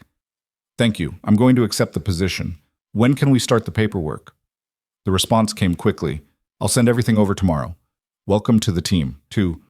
He set down his phone and walked to Lily's room, standing in the doorway and watching her sleep. She was clutching the stuffed elephant Sarah had given her for her 4th birthday, her dark curls spread across the pillow, her breathing steady and peaceful. I'm going to take the job, Evan whispered to the sleeping child. I'm going to make sure other kids don't lose their parents because someone didn't want to do the hard work. I'm going to try to be the kind of person you think I am. Lily didn't wake up, but she smiled slightly in her sleep, and Evan chose to believe she somehow heard him. The next morning, Evan called Rick Tolson and gave his notice. Rick was quiet for a long moment after Evan explained he'd been offered a position with Whitman Industries. Well, Rick finally said, can't say I'm surprised after what happened. You gonna be my boss now? I don't think it works that way, Evan said. But they're creating a new safety oversight position, and they offered it to me. Good for you, Brooks. Seriously, you earned it. Rick paused. For what it's worth, I should have listened when you called. I heard about everything that came out of the investigation, the falsified reports, all of it. You were right to push. Thank you for saying that. Yeah, well, try not to forget about us little people when you're in your fancy office. Evan smiled despite himself. I don't think that's going to be a problem. Over the next week, Evan met with Jennifer Park 3 times to go over the details of his new position, to sign paperwork, to discuss what his role would actually entail. The scope was broader than he'd initially understood, Not just Whitman Industries properties, but consulting work with other companies, potential testimony in the criminal case against the contractors, development of new industry standards. Claire wants you to have real authority, Jennifer explained during their second meeting. That means when you say something needs to be fixed, it gets fixed. No bureaucratic delays, no waiting for committee approval. If you identify a safety issue, you have the power to shut down operations until it's resolved. That's a lot of responsibility, Evan said. It is. But you've already proven you can handle it. Jennifer smiled slightly. Most people who find a problem try to push it up the chain and let someone else make the hard decisions. You documented everything, kept pushing despite resistance, and escalated when you had to. That's exactly what this role requires. Evan thought about this as he walked Lily to school that Friday, his last day before starting the new job. They'd spent the week settling into a new routine. He'd found an after-school program Lily liked, arranged for Mrs. Chen to be a backup if needed, bought the new shoes that started this whole chain of events. "Daddy, are you nervous about your new job?" Lily asked as they waited at a crosswalk. "A little bit, sweetheart. Why?" "Because you keep checking your phone, and you only do that when you're worried." Evan looked down at his daughter, constantly amazed by how much she noticed. "You're right. I am a little nervous. It's a bigger job than I've had before." "But you'll be good at it," Lily said with absolute confidence. "Because you're good at everything." "I'm not good at everything, baby. You're good at the important things." She took his hand as they crossed the street. "You're good at taking care of me and being brave and doing the right thing even when it's hard. That's what matters." Evan squeezed her hand, overwhelmed by the simple wisdom of 7-year-old certainty. "When did you get so smart?" "I've always been smart," Lily said matter-of-factly. "You just notice it more now." That afternoon, Evan stood in the lobby of Meridian Tower for the first time as an employee rather than a security guard. The building was still closed for repairs, scaffolding visible on several floors, construction crews working on the suppression system replacement, but Whitman Industries had relocated their executive offices to a temporary space on the 15th floor. Claire met him in the lobby personally, wearing jeans and a work shirt, her hair pulled back in a messy ponytail. "Ready for your first day?" she asked. "As ready as I'll ever be." "Good, because I want to show you something before you get settled in your office." She led him to the elevator and pressed the button for the basement. "I've been thinking about what you said last week, about wanting to know that buildings are actually safe, that concerns get heard, and I realized we need to fundamentally change how we approach this." The elevator opened onto the basement level, cleaner now, with better lighting than Evan remembered from his night shifts. Claire led him to mechanical room MB3, now filled with new equipment and workers replacing the compromised fire suppression system. "This is where it started," Claire said, "where you found the leak that everyone else missed. And I want you to remember this room, because this is what happens when systems fail and people stop paying attention." She turned to face him. "Your job, our job, is to make sure this never happens again, not just here, but anywhere we have responsibility for people's safety." A construction supervisor approached, nodding at Claire. "Ms. Whitman, the new system will be fully operational by end of next week. We're installing redundant monitoring with real-time alerts that can't be disabled without executive authorization." "Good. And the inspection protocols?" "Being completely overhauled. Multiple independent verifications, digital documentation with timestamps and photo requirements, random audits. It'll be harder to fake than actually doing the work." Claire thanked him and led Evan back upstairs. On the 15th floor, she showed him to an office, not large but windowed, with a desk and computer and a door that closed. "This is yours," she said. "Jennifer will be your main point of contact for administrative stuff, but you report directly to me. If you find something wrong, I want to know immediately. Don't filter it, don't soften it, just tell me the truth." "What if the truth is expensive or inconvenient?" Evan asked. "Then it's expensive or inconvenient, but it's still the truth, and we deal with it." Claire leaned against the doorframe. "Evan, I'm going to be honest with you. There are going to be people in this company who don't like you, who think you're overstepping or being too aggressive or costing too much money. They're going to push back. Some of them have been here longer than you've been alive. And when that happens, you do your job anyway. Because those people aren't the ones who would die in a fire if the suppression system failed. They're not the ones working in buildings they assume are safe because someone else checked. You remember that? And you don't back down. She pushed off from the doorframe. I'll let you get settled. Staff meeting at 2 to introduce you to the team. Any questions? Evan had 1,000 questions, but he settled on the most important one. Why are you really doing this? The new position, the system overhaul, all of it. You could have just fixed the leak and moved on. Claire was quiet for a moment, looking out the window at the city beyond. 3 years ago, a building collapsed in Seattle.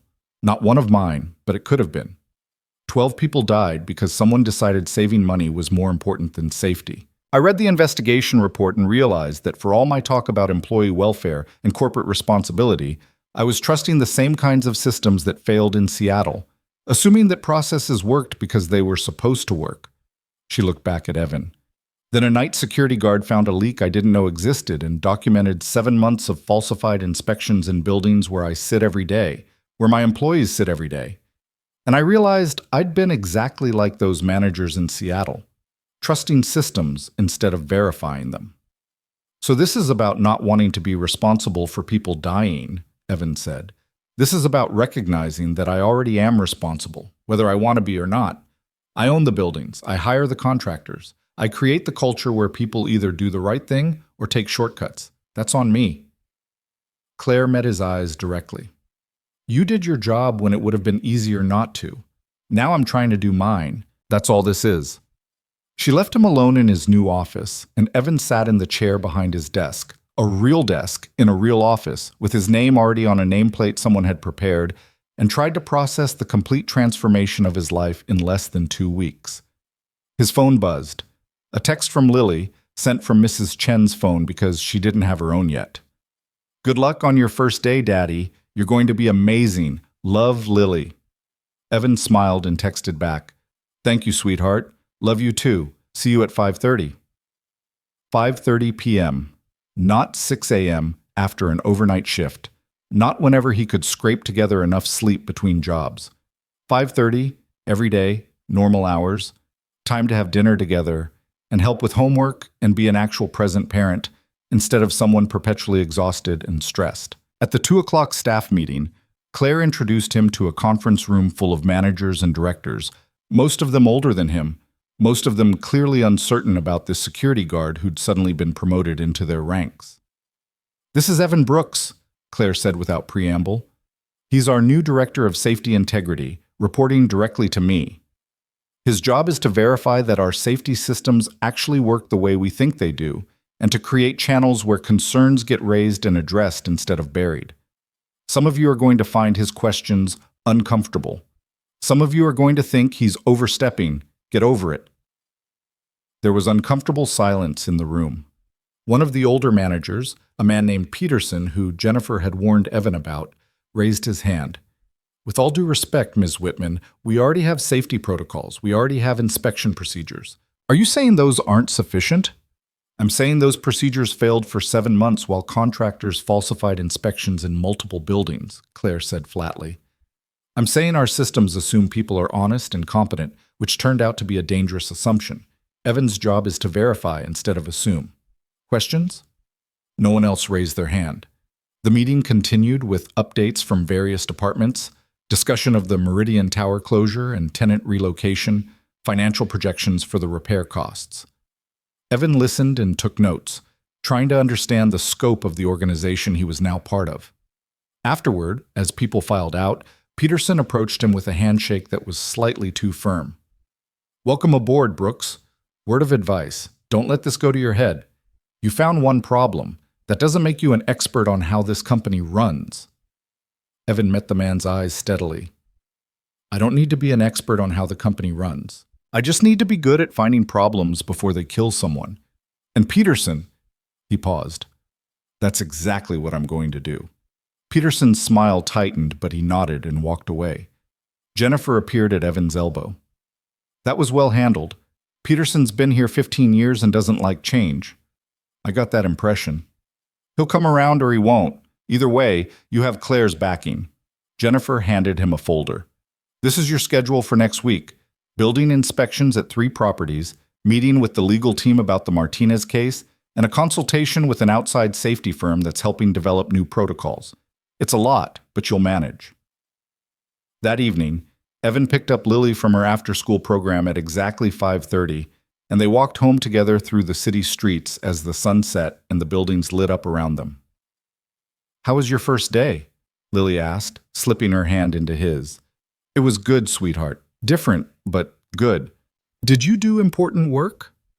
"I think so. I'm still learning what the important work is." "You'll figure it out," Lily said with complete confidence. "You always do." They stopped for pizza on the way home, a small splurge that Evan didn't have to calculate and budget for, that could just be a Friday night treat without stress. Lily chattered about her day, about the book she was reading, about the friend who'd invited her to a birthday party next month. Walking home with pizza and his daughter's hand in his, Evan thought about the trajectory of the past 2 weeks, about standing in a mechanical room at 3:47 a.m., making a choice that seemed small at the time but changed everything. About Claire Whitman crouching down to talk to Lily with genuine interest rather than corporate politeness.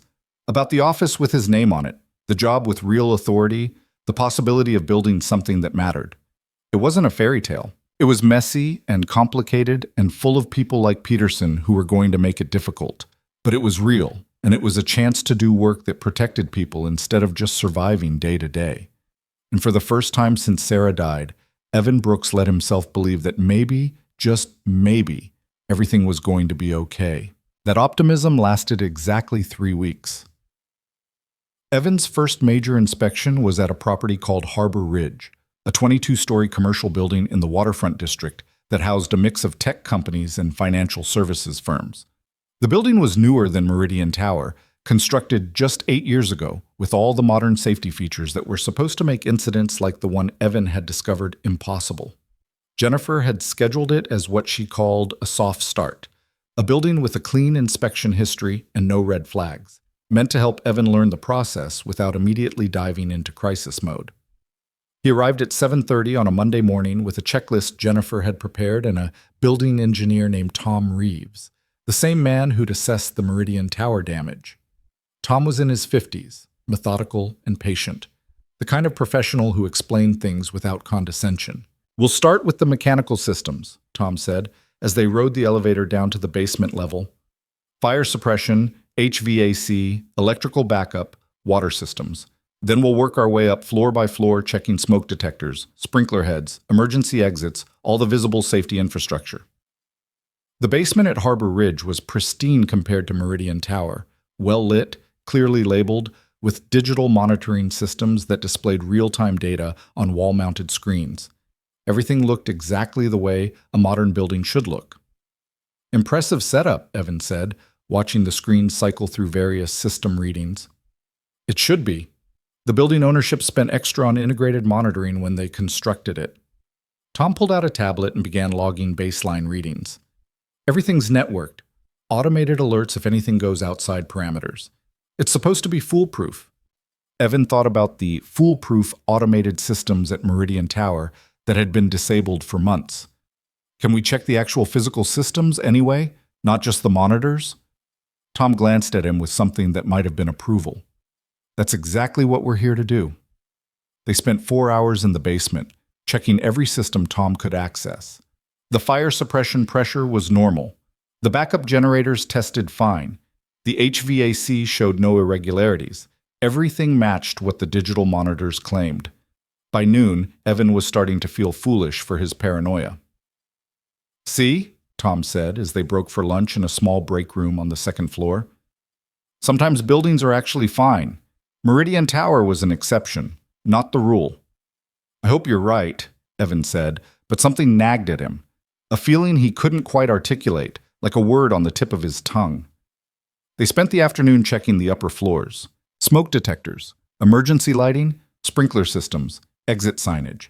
Everything was in order, everything properly maintained, everything exactly as it should be. By 4 o'clock, Tom was packing up his equipment.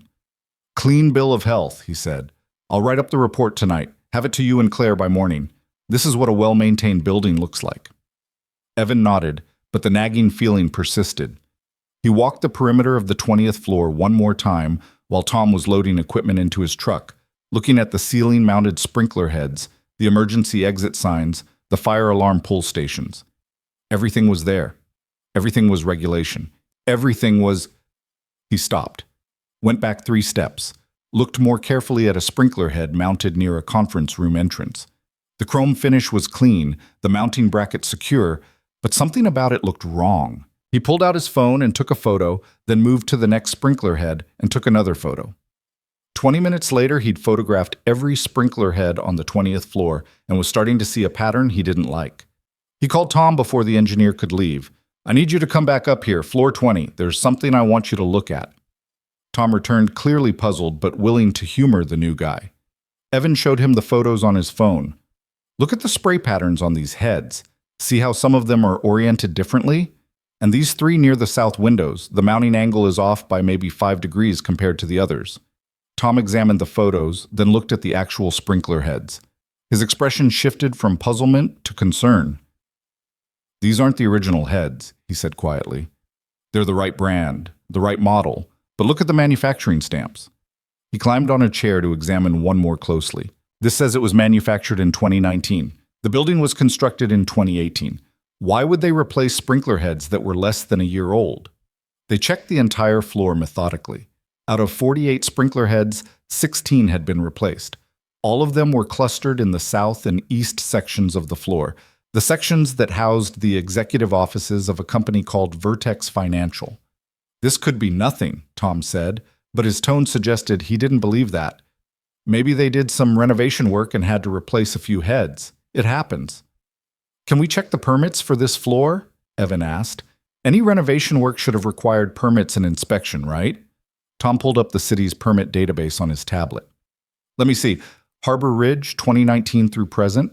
There's nothing listed for floor 20. A few minor electrical permits for tenant improvements on floors 6 and 12, but nothing on 20. The nagging feeling crystallized into certainty. Someone replaced those sprinkler heads without permits. Why would you do that? "Only 2 reasons I can think of," Tom said slowly. "Either the original heads were damaged and they replaced them without going through proper channels to avoid inspection delays, or the replacement heads aren't actually functional," Evan finished. "They're just for show." Tom was already setting up a ladder. "Help me get this one down.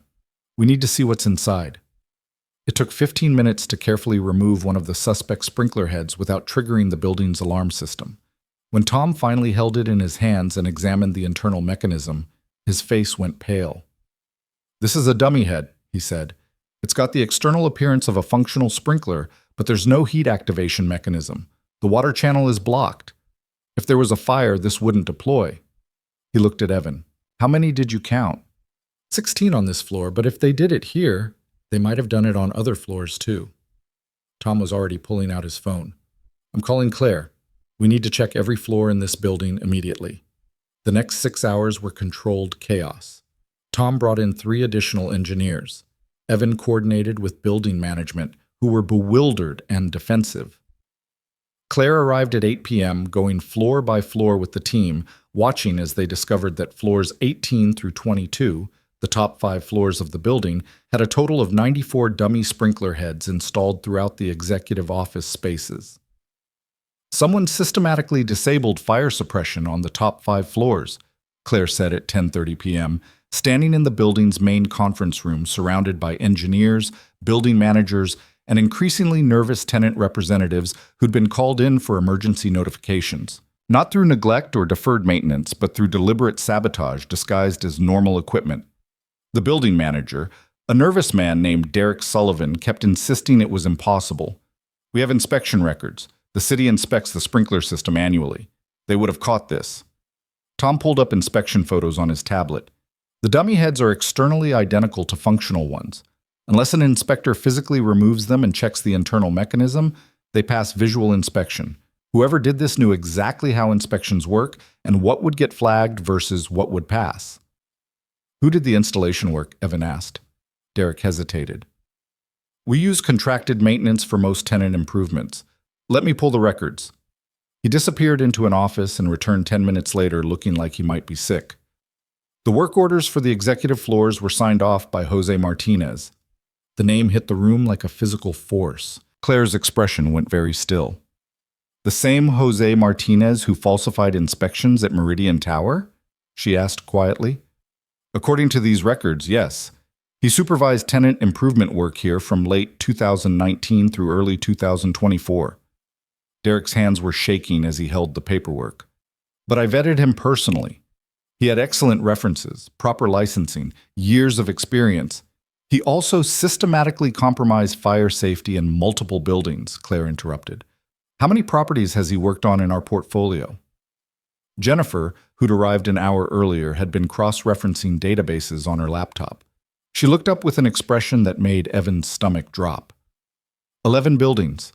Martinez worked on 11 different Whitman properties over the past 4 years, plus at least 6 buildings owned by other companies. If he followed the same pattern, she didn't finish the sentence. Claire turned to Evan. How did you spot this? Tom said everything passed his initial inspection. The angle was wrong, Evan said, just slightly off. I wouldn't have noticed except I was looking at the ceiling and something felt off about the pattern. It was just instinct, I guess. Instinct that might have just uncovered a conspiracy to defraud building safety inspections across multiple properties. Claire pulled out her phone. I'm calling our legal team in the district attorney's office. Derek, you need to evacuate the top 5 floors immediately and notify all affected tenants. Tom, I need a full assessment of every sprinkler head in this building by tomorrow morning. Jennifer, start pulling records on every property Martinez worked on. I want to know the scope of this by morning. The room exploded into activity. Evan stood slightly apart, watching high-powered professionals mobilize in response to something he'd noticed because a sprinkler head was mounted at a 5-degree angle difference. The weight of what he'd found was starting to sink in. Not just one building this time, but potentially 11, maybe more.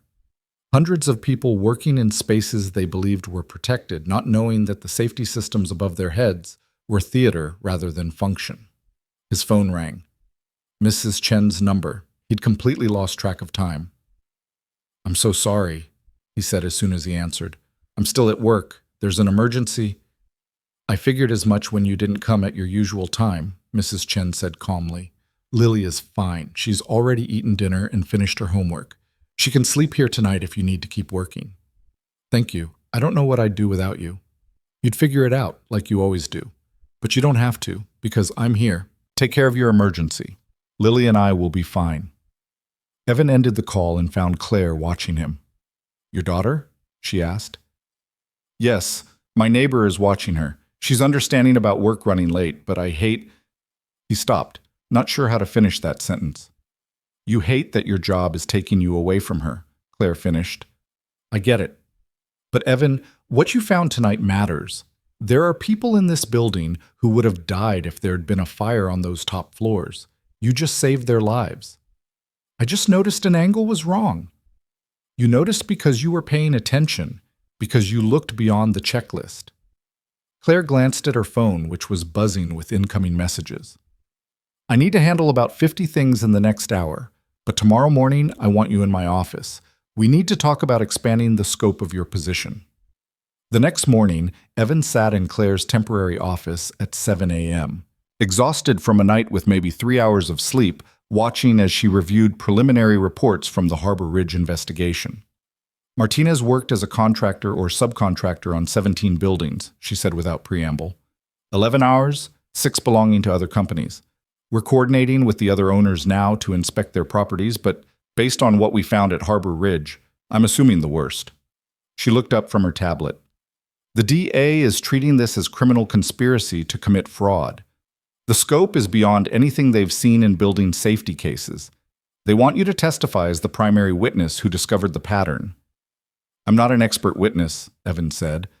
I just noticed, you noticed what multiple engineers and inspectors missed. That makes you exactly the witness they need. Claire set down the tablet. But that's not why I wanted to talk to you this morning. I want to expand your position beyond our own properties. There's clearly a systemic issue here. Contractors who know how to game the inspection system, building owners who don't verify the work, inspectors who do visual checks without digging deeper. It's not just our problem. It's an industry problem. What are you proposing? I'm proposing we create an independent safety verification company. not tied to Whitman Industries specifically, but consulting across the industry. You'd run it, build a team, develop protocols that actually catch what standard inspections miss. She leaned forward. Evan, in 2 inspections, you found 2 major safety failures that could have killed hundreds of people. That's not luck. That's a combination of attention to detail and refusing to assume systems work just because they're supposed to. That skill set is exactly what the industry needs. Evan felt the familiar vertigo of his life shifting faster than he could process. 3 weeks ago, he'd been a night security guard. Now Claire was proposing he run an independent company. "I'm not qualified to run a company," he said. "Neither was I when my father died and left me this one," Claire countered. "I was 21 with a business degree and no real-world experience. I hired people smarter than me, listened to experts, made mistakes, learned from them, and figured it out. You can do the same." "Why are you doing this?" Evan asked. "And don't say it's because I'm good at finding problems. There's something else." Claire was quiet for a long moment, looking out the window at the city. "When I was 12, my father took me to a building site, one of our properties under construction. There was an accident that day. Scaffolding collapse, 2 workers fell. One died, one was permanently disabled. I watched my father coordinate the emergency response, saw him at the hospital with the families, watched him shut down the entire project while safety protocols were reviewed." She turned back to Evan. "He told me that day that owning buildings means you're responsible for lives, not just legally, but morally. That every decision you make about costs and timelines and quality has to be weighed against that responsibility. And he said the hardest part of the job is that you can't personally inspect everything, so you have to trust people. But trust without verification is just negligence with extra steps." "And Martinez violated that trust," Evan said. "Martinez proved that my father was right. You can't just trust people and hope for the best. You need systems that verify, that catch failures, that don't assume good faith." Claire pulled out a business plan folder and slid it across the desk. "This is preliminary, put together by our legal and finance teams overnight. A proposal for an independent building safety verification firm. Separate from Whitman Industries, but initially funded by us. You'd be CEO, with equity stake and full operational control. We'd provide startup capital and initial contracts, but the company would be yours to build." Evan opened the folder, scanning projections and organizational charts that might as well have been written in a foreign language for all his experience with this level of business planning. "I need to think about this," he said.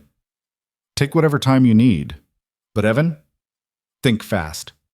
We've got 17 buildings to inspect, a criminal investigation heating up, and probably dozens of other properties we don't even know about yet, where Martinez or contractors like him have been playing the same games." Claire stood up, and Evan stood with her. "I'm not trying to pressure you, but people are working in death traps right now because they trust that someone else checked. You're the someone who actually checks. The question is whether you want to do it just for our properties or for everyone." Evan left the meeting with the folder under his arm and a decision weighing on him that felt impossibly large. He'd gone from trying to afford school shoes to potentially running a company in less than a month. The speed of the transformation was disorienting. He picked up Lily from Mrs. Chen's apartment at 8:30, grateful that his flexible schedule meant he could still do school drop-off even after early morning meetings. "You look tired, Daddy," Lily said as they walked toward her school. "I am tired, sweetheart.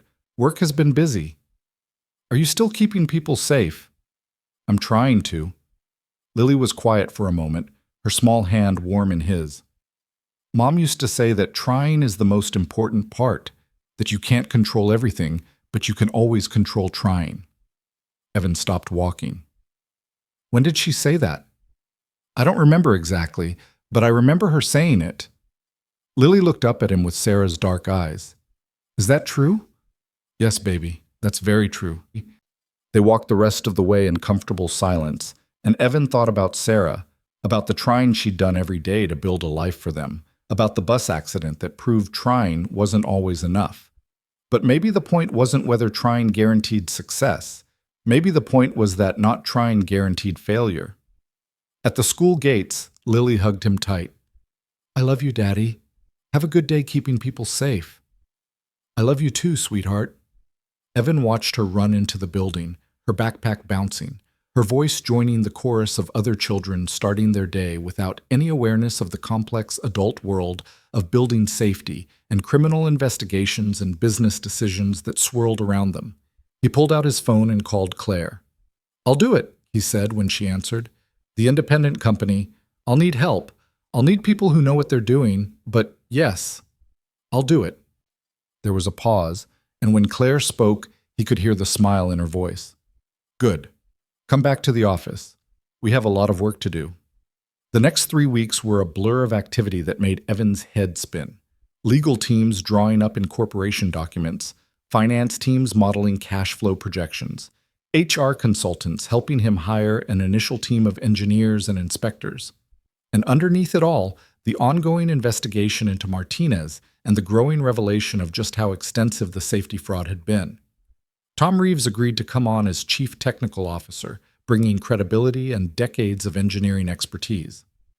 Jennifer helped recruit an operations manager named Sarah Kim, who'd worked in building inspection for the city before moving to private sector. Evan interviewed dozens of candidates for inspector positions, looking for people who had Tom's technical knowledge, but also his willingness to dig deeper than the checklist required. The company was called Integrity Safety Solutions, a name Evan had suggested half-jokingly that stuck because no one could think of anything better. They set up temporary offices in a small commercial space downtown, just 2 rooms and a conference area, but it was theirs. During this time, the criminal investigation expanded rapidly. Martinez's trail led to a network of contractors who'd been systematically gaming building safety inspections for years. Some installed dummy equipment like the sprinkler heads, others falsified maintenance records. A few had relationships with corrupt inspectors who signed off on work they never actually verified. The scope was staggering. Preliminary estimates suggested over 40 buildings across the city had compromised safety systems, affecting tens of thousands of workers. The district attorney, a sharp woman named Lisa Chen, called Evan in for testimony preparation on a Tuesday afternoon. "You're going to be a key witness," she explained in her downtown office. "Not just for finding the initial leak at Meridian Tower, but for establishing the pattern of discovery that led us to uncover the broader conspiracy.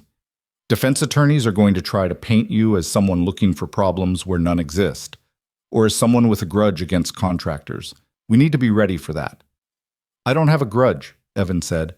"I just want buildings to be safe." "I know, but they're going to dig into your background. They're going to find out about your wife's accident, about the settlement, about your financial situation before you took the Whitman job. They're going to suggest you had ulterior motives." Evan felt anger flash through him. "My wife died because people didn't do their jobs. That's not an ulterior motive. That's why I actually check instead of assuming." "That's exactly what you'll say on the stand," Lisa said. "Just like that. Honest, direct, angry in a way that's righteous rather than vindictive. Juries respond to that." The trial was set for 6 months out, giving prosecutors time to build their case against Martinez and the network of contractors. In the meantime, Evan's new company was building momentum. Their first major contract outside of Whitman Properties came from a hospital system that had read about the Meridian Tower and Harbor Ridge discoveries in the news. "We have 6 facilities," the hospital CFO explained in their initial meeting. "Thousands of patients, hundreds of staff. After what you found in those office buildings, we want to make sure our fire suppression and emergency systems actually work." The hospital inspections took 2 months and uncovered 3 facilities with compromised safety systems. Not Martinez's work, but similar patterns of deferred maintenance and falsified inspection records. Evan's team worked methodically, checking not just what monitors showed, but physically verifying every critical system.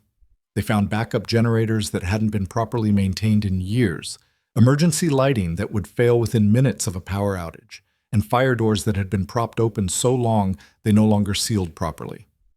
Each discovery reinforced what Evan had learned in that mechanical room at 3:47 a.m., that systems fail when people stop paying attention, and that the only real safety is verification, not assumption. One evening in late spring, 3 months after he'd started the new company, Evan was working late in the Integrity Safety Solutions office, reviewing inspection reports for a proposed contract, when Claire stopped by unannounced. "Working late?" she asked from the doorway. "Could say the same about you," Evan replied, gesturing to the visitor chair across from his desk. "What brings you by?" Claire sat down with a tiredness that reminded Evan she was carrying her own weight of responsibility. I wanted to see how you're doing, really doing, not the professional update version. Evan set down the report he'd been reading. Honestly, I'm terrified half the time. I keep waiting to hit something I don't know how to handle, some inspection where my instinct fails, or I miss something critical. Every building we clear, I worry that we missed something. Every problem we find, I worry that we found it too late. That means you're taking it seriously, Claire said. The day you stop worrying is the day you become like the people who created this mess, assuming everything's fine because it's easier than verifying. Is that how you deal with the responsibility? Just accepting the worry as part of the job? More or less. That and recognizing I can't personally verify everything, which is why I hired you. She smiled slightly. How's Lily doing with all the changes? She's good. Thriving, actually. The stability helps, knowing I'll be home at a reasonable hour, having money for things like birthday parties and field trips without stress. She asks about the work sometimes, wants to know if I found any problems that day. What do you tell her? The truth, age-appropriate version, that I check buildings to make sure people are safe, that sometimes I find things that need to be fixed, that it matters. Evan paused. She told me last week that she wants to be an engineer when she grows up so she can help me keep people safe. Claire's expression softened. That's wonderful. It is, but it also reminds me how much is riding on this. Not just the business or the cases, but the example I'm setting for her. Sarah used to say that kids learn more from what we do than what we say. Every decision I make, Lily's watching and learning what matters. They sat in comfortable silence for a moment, two people from completely different backgrounds who'd been brought together by a leak in a pipe and a shared recognition that responsibility couldn't be delegated away. I have something for you, Claire said, pulling out an envelope. The board approved it yesterday. Evan opened the envelope and found himself staring at a stock certificate for Whitman Industries. Significant equity, the kind that represented real ownership and real wealth. I don't understand, he said. You found systematic fraud that was costing us money and putting our tenants at risk. You helped us avoid catastrophic liability. You're building a company that's going to transform how the industry approaches safety verification. This is your share of the value you've created. Claire leaned forward. Evan, you've spent your whole life working hard without building equity. Security guard jobs, maintenance work, hourly wages that barely covered expenses. This is different. This is ownership. This is wealth that will be there for Lily, for her education, for your future. You earned it. Evan looked at the certificate, at numbers that represented financial security he'd never imagined possible. This is too much. It's exactly right, Claire corrected. And it comes with responsibility. You're now a significant shareholder, which means you have a vote in company decisions, a voice in how we operate. Use it. That night, Evan sat at his kitchen table, the same table where he'd cried 3 months ago after the first discovery, where he'd made breakfast for Lily 1,000 times on the edge of financial stress, and looked at the stock certificate. He thought about calling someone to share the news, then realized there was no one to call. Mrs. Chen would be happy for him, but she'd already heard more about his work changes than she probably wanted to. His parents had passed years ago. Sarah's family had drifted away after she died, unable to bridge the gap of shared grief. So he sat alone with the certificate and thought about Sarah, about what she would have said if she could see him now. She'd probably laugh at the absurdity of it. Her husband, who'd struggled through community college, who'd worked a dozen different jobs trying to find something that stuck, now running a company and holding equity in a multi-billion-dollar corporation. But she'd also understand why it mattered. Not the money itself, though that was life-changing, but what it represented. The validation that doing the right thing, even when it was hard, even when everyone told you to stop, could actually matter. His phone buzzed. A text from Lisa Chen, the district attorney. Grand jury returned indictments today. Martinez and 6 associates facing multiple counts of fraud, reckless endangerment, and conspiracy. Trial begins in 4 months. We'll need you ready. Evan read the message twice, feeling the weight of what was coming. He'd have to testify publicly, have to relive those early morning hours discovering the leak, have to defend his credibility against lawyers paid to shred it. It would be uncomfortable and stressful and probably painful. But somewhere in one of those 17 buildings Martinez had compromised, People were working tonight in spaces that were safer because Evan had refused to walk away. That had to be worth the discomfort. He texted back, "I'll be ready."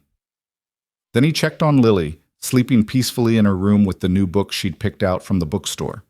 No longer a careful budget decision, but just a Tuesday afternoon treat. He stood in her doorway watching her breathe, this small person who trusted him completely to make the right choices and made a silent promise. He would testify. He would build the company. He would keep checking buildings and finding problems and refusing to assume systems worked just because they were supposed to. Not for the money or the recognition or even for some abstract sense of justice, but because somewhere out there was another child whose parent was working in a building right now, trusting that someone else had made sure it was safe, and Evan Brooks was going to be that someone who actually checked.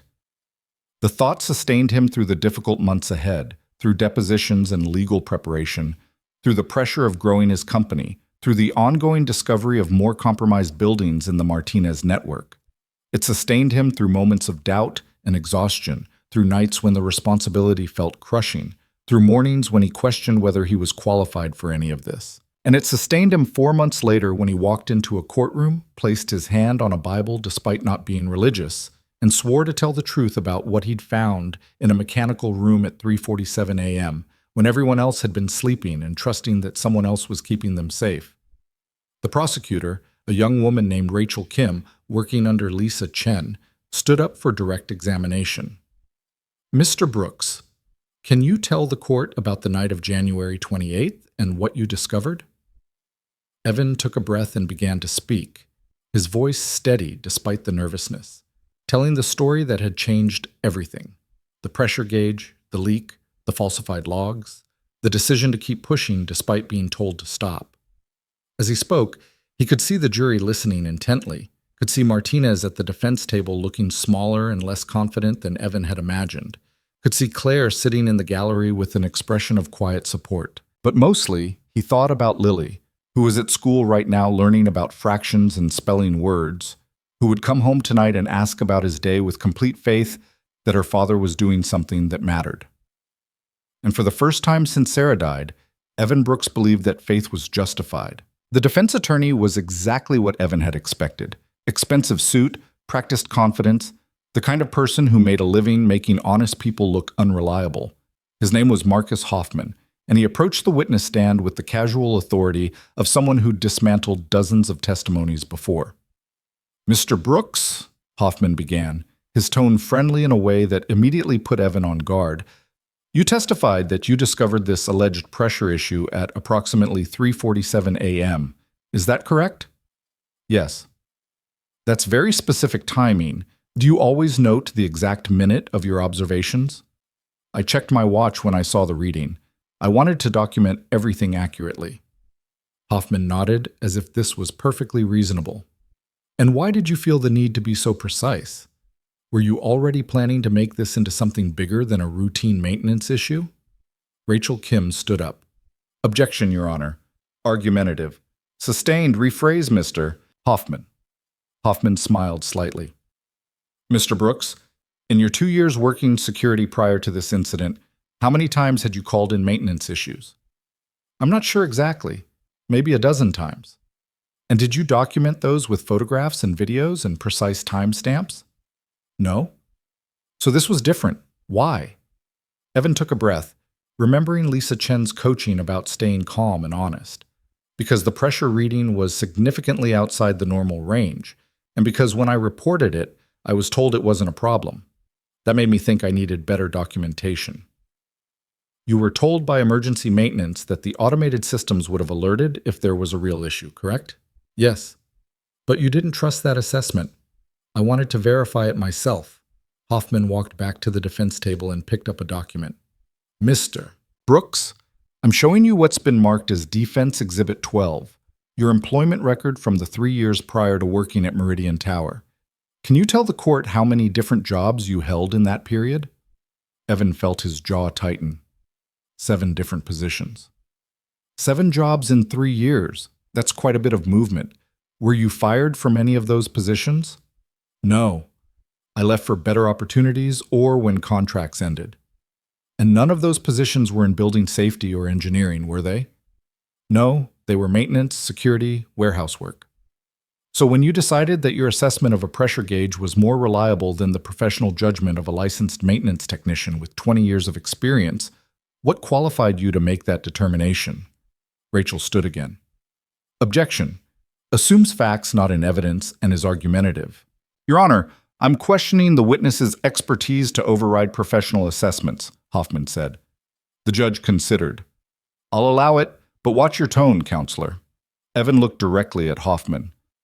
I wasn't claiming to be more qualified than anyone. I was saying that the gauge showed 42 pscy when the acceptable range was 85 to 110, and that didn't match the maintenance log showing 95 psy 4 days earlier. Those were just facts. I documented them and reported them. And in doing so, you triggered a chain of events that resulted in a building closure costing millions of dollars, numerous people losing their jobs, and my client facing criminal charges. Don't you think that's a significant consequence for what might have been a simple gauge malfunction? Objection! Rachel's voice was sharp now. Counsel is testifying rather than questioning. Sustained. The jury will disregard that last statement. Mr. Hoffman, ask questions. Hoffman didn't seem bothered. Mr. Brooks, let's talk about your wife. Sarah Brooks died in a bus accident 2 years prior to these events, correct? Evan felt ice in his stomach. Yes. And that accident was attributed to mechanical failure, was it not? Yes. Mechanical failure that an investigation determined could have been prevented with proper maintenance? That's what they concluded? And you sued the bus company? I accepted a settlement offer. How much was that settlement, Mr. Brooks? Rachel was on her feet. Objection. Relevance? Your Honor, this goes to the witness's state of mind and potential bias, Hoffman said smoothly. The judge hesitated. I'll allow it, but make your point quickly, counselor. The settlement was $45,000, Evan said before Hoffman could repeat the question. His voice was tight but steady. $45,000 for your wife's life. That must have felt inadequate. It was inadequate. No amount of money brings someone back. And the investigation found that maintenance warnings had been ignored, correct? Very similar to what you allege happened at Meridian Tower? Evan saw where this was going. The situations were similar in that both involved deferred maintenance, yes. Mr. Brooks, isn't it true that you've been looking for another case like your wife's accident? Another situation where you could prove that someone ignored warnings and people were put at risk? Another chance to be the person who caught what others missed? No. Evan kept his voice level despite the anger rising in his chest. I was doing my job. I found a pressure reading that didn't match the logs. I reported it. What happened after that wasn't about my wife or any personal agenda. It was about the fact that 3,000 people were working in a building with a compromised fire suppression system.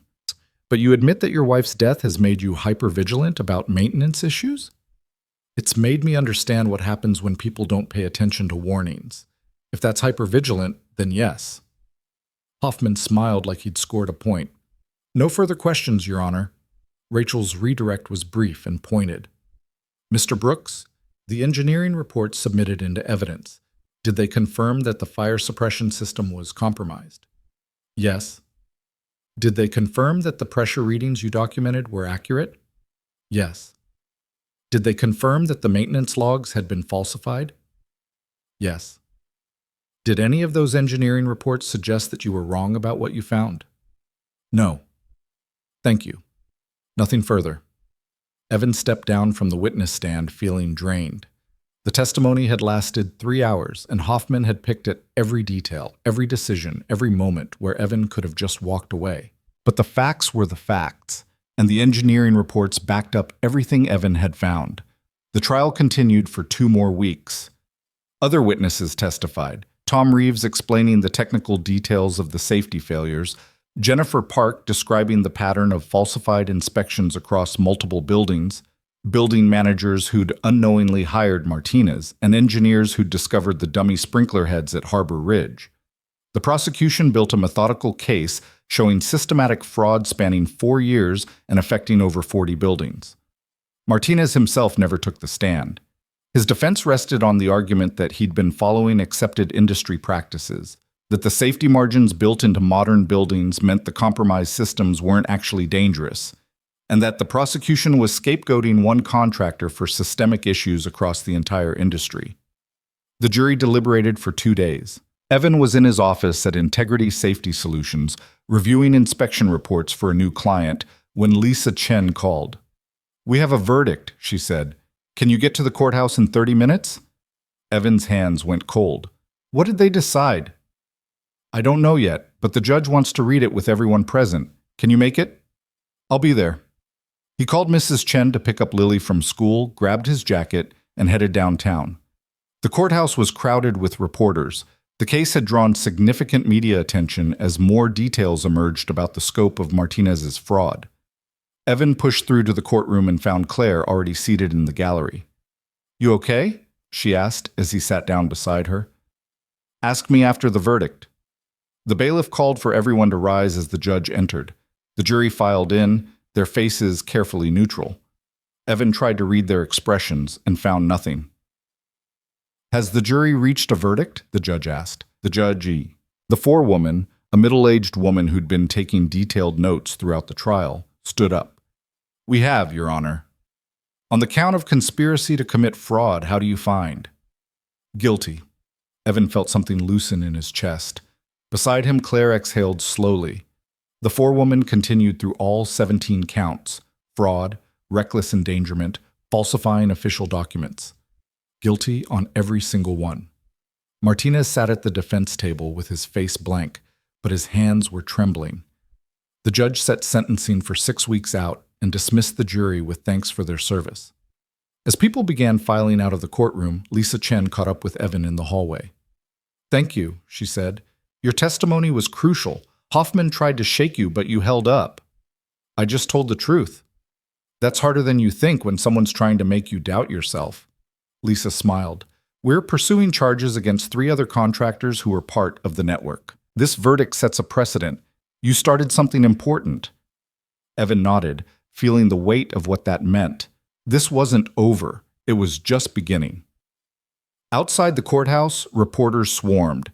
Evan had been media trained by Whitman Industries' communications team, but nothing fully prepared you for cameras and microphones being shoved in your face while strangers shouted questions. "Mr. Brooks, how does it feel to know your investigation led to this conviction?" "Mr. Brooks, do you think this will change how building safety is handled industry-wide?" "Mr. Brooks, what would you say to other workers who notice safety issues but are afraid to report them?" Evan stopped walking and faced the cameras, remembering what Lisa had told him about using media attention to reinforce the message that mattered. "I'd say that if you see something that doesn't seem right, document it and report it. Don't assume someone else has already checked. Don't assume the systems are working just because no alarm went off. People's lives depend on the actual work being done, not just the paperwork saying it was done." He paused. "And I'd say that companies need to create environments where people feel safe raising concerns, where workers aren't dismissed or told they're making problems when they point out real issues." "Do you think Jose Martinez deserves the maximum sentence?" "I think he systematically put thousands of lives at risk for years because it was easier than doing his job correctly. What he deserves is whatever the judge decides is appropriate for that." Claire appeared at his elbow. "That's all the questions we have time for. Thank you." She guided Evan through the crowd to a waiting car. Inside, with the doors closed and the noise muted, Evan let himself feel the full impact of the verdict. "You did it," Claire said quietly. "You held your ground, and they convicted him." "We did it," Evan corrected. "You could have just fixed the leak and moved on. You chose to investigate, to support the prosecution, to make this matter. Because you made it impossible to ignore." Claire looked out the window at the courthouse. "Do you know what the hardest part of running a company is? Not the financial decisions or the strategic planning. It's knowing that you can't personally verify everything, so you have to trust people. And learning to tell the difference between people who deserve that trust and people who will betray it. How do you tell the difference? You can't always. But you can create systems that catch betrayals before they kill someone. That's what your company does. That's why it matters." The car dropped Evan at his apartment building. Inside, Mrs. Chen had Lily fed and working on a school project at the kitchen table. "How was court?" Mrs. Chen asked, her tone carefully neutral. "Guilty on all counts." Mrs. Chen nodded. "Good. He deserved that." She gathered her things. "Lily was worried about you today. She didn't say so directly, but I could tell. Make sure you talk to her." After Mrs. Chen left, Evan sat down at the table across from Lily, who was coloring a poster about the water cycle with intense concentration. "Hey, sweetheart, how was school?" "Fine. We learned about evaporation and condensation and precipitation." She didn't look up from her coloring. "Did the bad man go to jail?" Evan had explained the trial in simple terms, that someone had done something dangerous, and now there was a court case to decide if he should be punished. He hadn't expected Lily to ask so directly. "Not yet. The jury said he's guilty, which means they believe he did the bad things. In a few weeks, a judge will decide what his punishment should be. But yes, he'll probably go to jail." "Good." Lily's crayon moved across the paper with firm strokes. "People who make buildings unsafe should go to jail." "It's a little more complicated than that, baby." "Why?" Lily looked up, her dark eyes serious. "You said he knew the buildings weren't safe, and he lied about it. That's bad. Bad people who hurt other people should go to jail." Evan thought about how to explain the nuances of intent and criminal negligence and culpability to a 7-year-old. Then he decided that maybe her simple version was actually more accurate than all the legal complexity. "You're right," he said. "It is bad, and he should face consequences. I'm just tired from the trial and overthinking things." "Mom used to say you do that," Lily said, returning to her coloring. "She said you think too much about things that are actually simple." Evan felt his throat tighten. "When did she say that?" "I don't know. I just remember her saying it." Lily paused, her crayon hovering over the paper. "I'm glad the bad man is going to jail, but I'm more glad you're home and not working overnight anymore." "Me too, sweetheart." That night, after Lily was asleep, Evan sat on his small balcony looking out at the city. Somewhere in that grid of lights were the buildings he'd helped make safer. Meridian Tower, now reopened with a completely new fire suppression system and revised inspection protocols. Harbor Ridge, where every dummy sprinkler head had been replaced with functional equipment. The 11 other Whitman properties where Martinez's fraud had been uncovered and corrected. And beyond those, the dozens of other buildings where his company was now conducting inspections, finding problems, fixing systems before they failed catastrophically. His phone buzzed. A text from Claire. "Sentencing is scheduled for 6 weeks. DA thinks he'll get 8 to 12 years. Wanted you to know." Evan read the message and thought about Jose Martinez spending the next decade in prison for decisions that had seemed like harmless shortcuts at the time. He tried to feel satisfaction about the justice of it, but mostly he just felt tired. Another text, this one from Tom Reeves. "Boston Properties Inspection found 3 buildings with similar issues. Your instinct about checking supplier batch numbers paid off. Good call." That one did bring satisfaction. Integrity. Safety Solutions was expanding beyond just finding Martinez's frauds to developing new methodologies for catching safety compromises before they became emergencies. The batch number check, Evan's idea, based on noticing patterns in the dummy sprinkler heads, had identified a supplier who'd been selling substandard equipment across multiple markets. The work was endless. For every problem they found and fixed, there were dozens more buildings they hadn't inspected yet. Hundreds more systems that could be failing while everyone assumed they were fine. But that was the job. That was the responsibility he'd accepted when he chose to document a pressure gauge reading instead of walking away.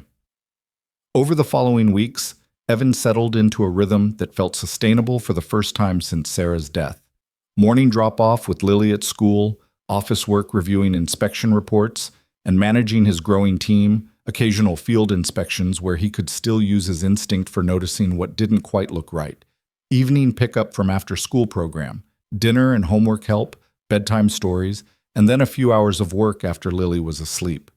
It was busy but not overwhelming, demanding but not crushing. The company was thriving. After the Martinez conviction, Integrity Safety Solutions was fielded inquiries from building owners across 3 states. Tom had hired 2 more senior engineers.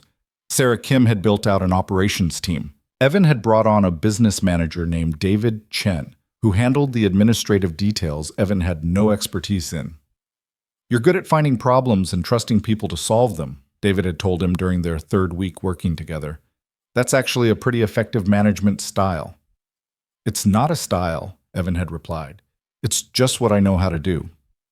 Sometimes the best management strategies come from people who don't realize they have a strategy. The week before Martinez's sentencing, Claire invited Evan to lunch at a restaurant that was definitely fancier than anywhere he'd have chosen. She was waiting at a corner table when he arrived, looking tired in a way that made Evan wonder when she'd last taken a day off. "Thanks for meeting," she said as he sat down. "I wanted to talk away from the office." "That sounds ominous." Claire smiled slightly. "Not ominous, just private." She waited while they ordered, then leaned forward. "I'm stepping back from day-to-day operations at Whitman Industries.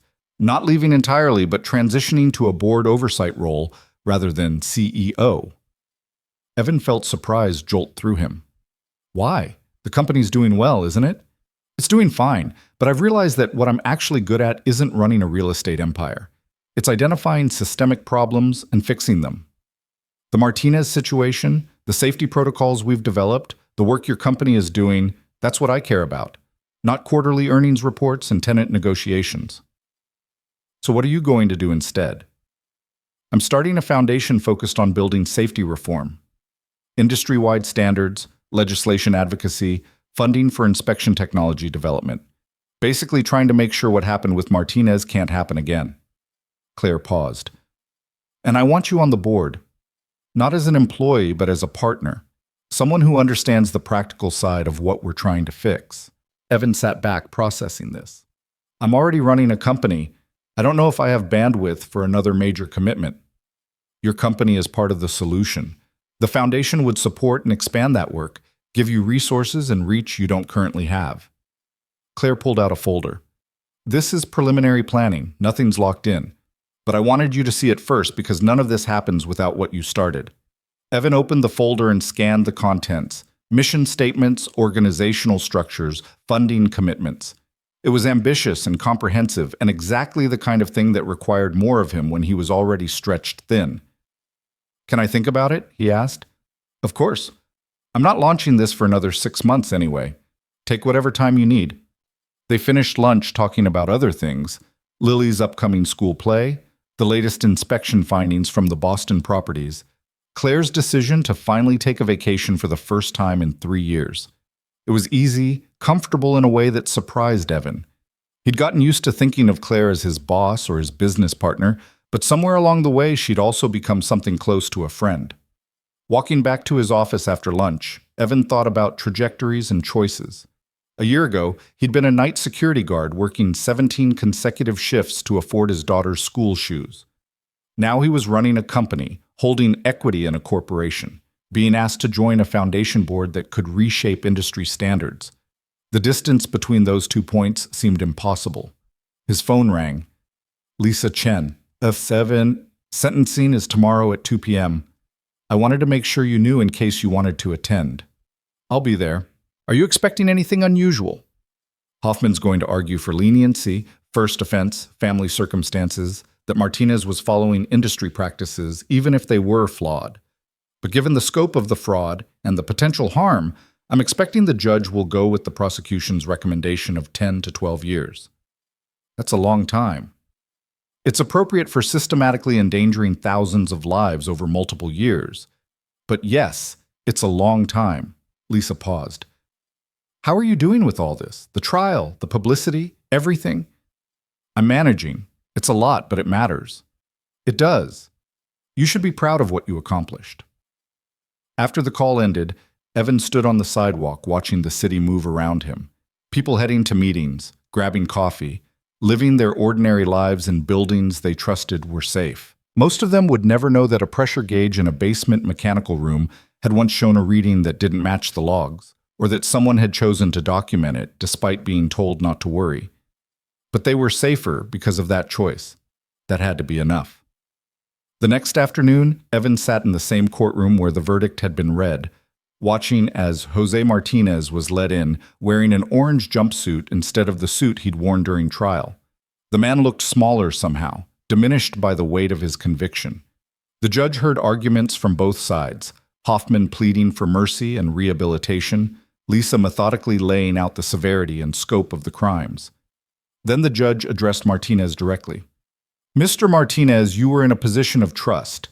Building owners, tenants, and the general public relied on you to ensure their safety. Instead, you systematically betrayed that trust for personal profit and convenience. Your actions put thousands of lives at risk. The fact that no one died is luck, not mercy on your part. The court sentences you to 12 years in federal prison, followed by 5 years supervised release. You'll be prohibited from working in building maintenance or inspection for life. Martinez showed no reaction. His attorney made notes. The bailiff led him out of the courtroom, and it was over. Outside, reporters were waiting again, but Evan had learned to navigate them more effectively. He gave a brief statement. Justice had been served.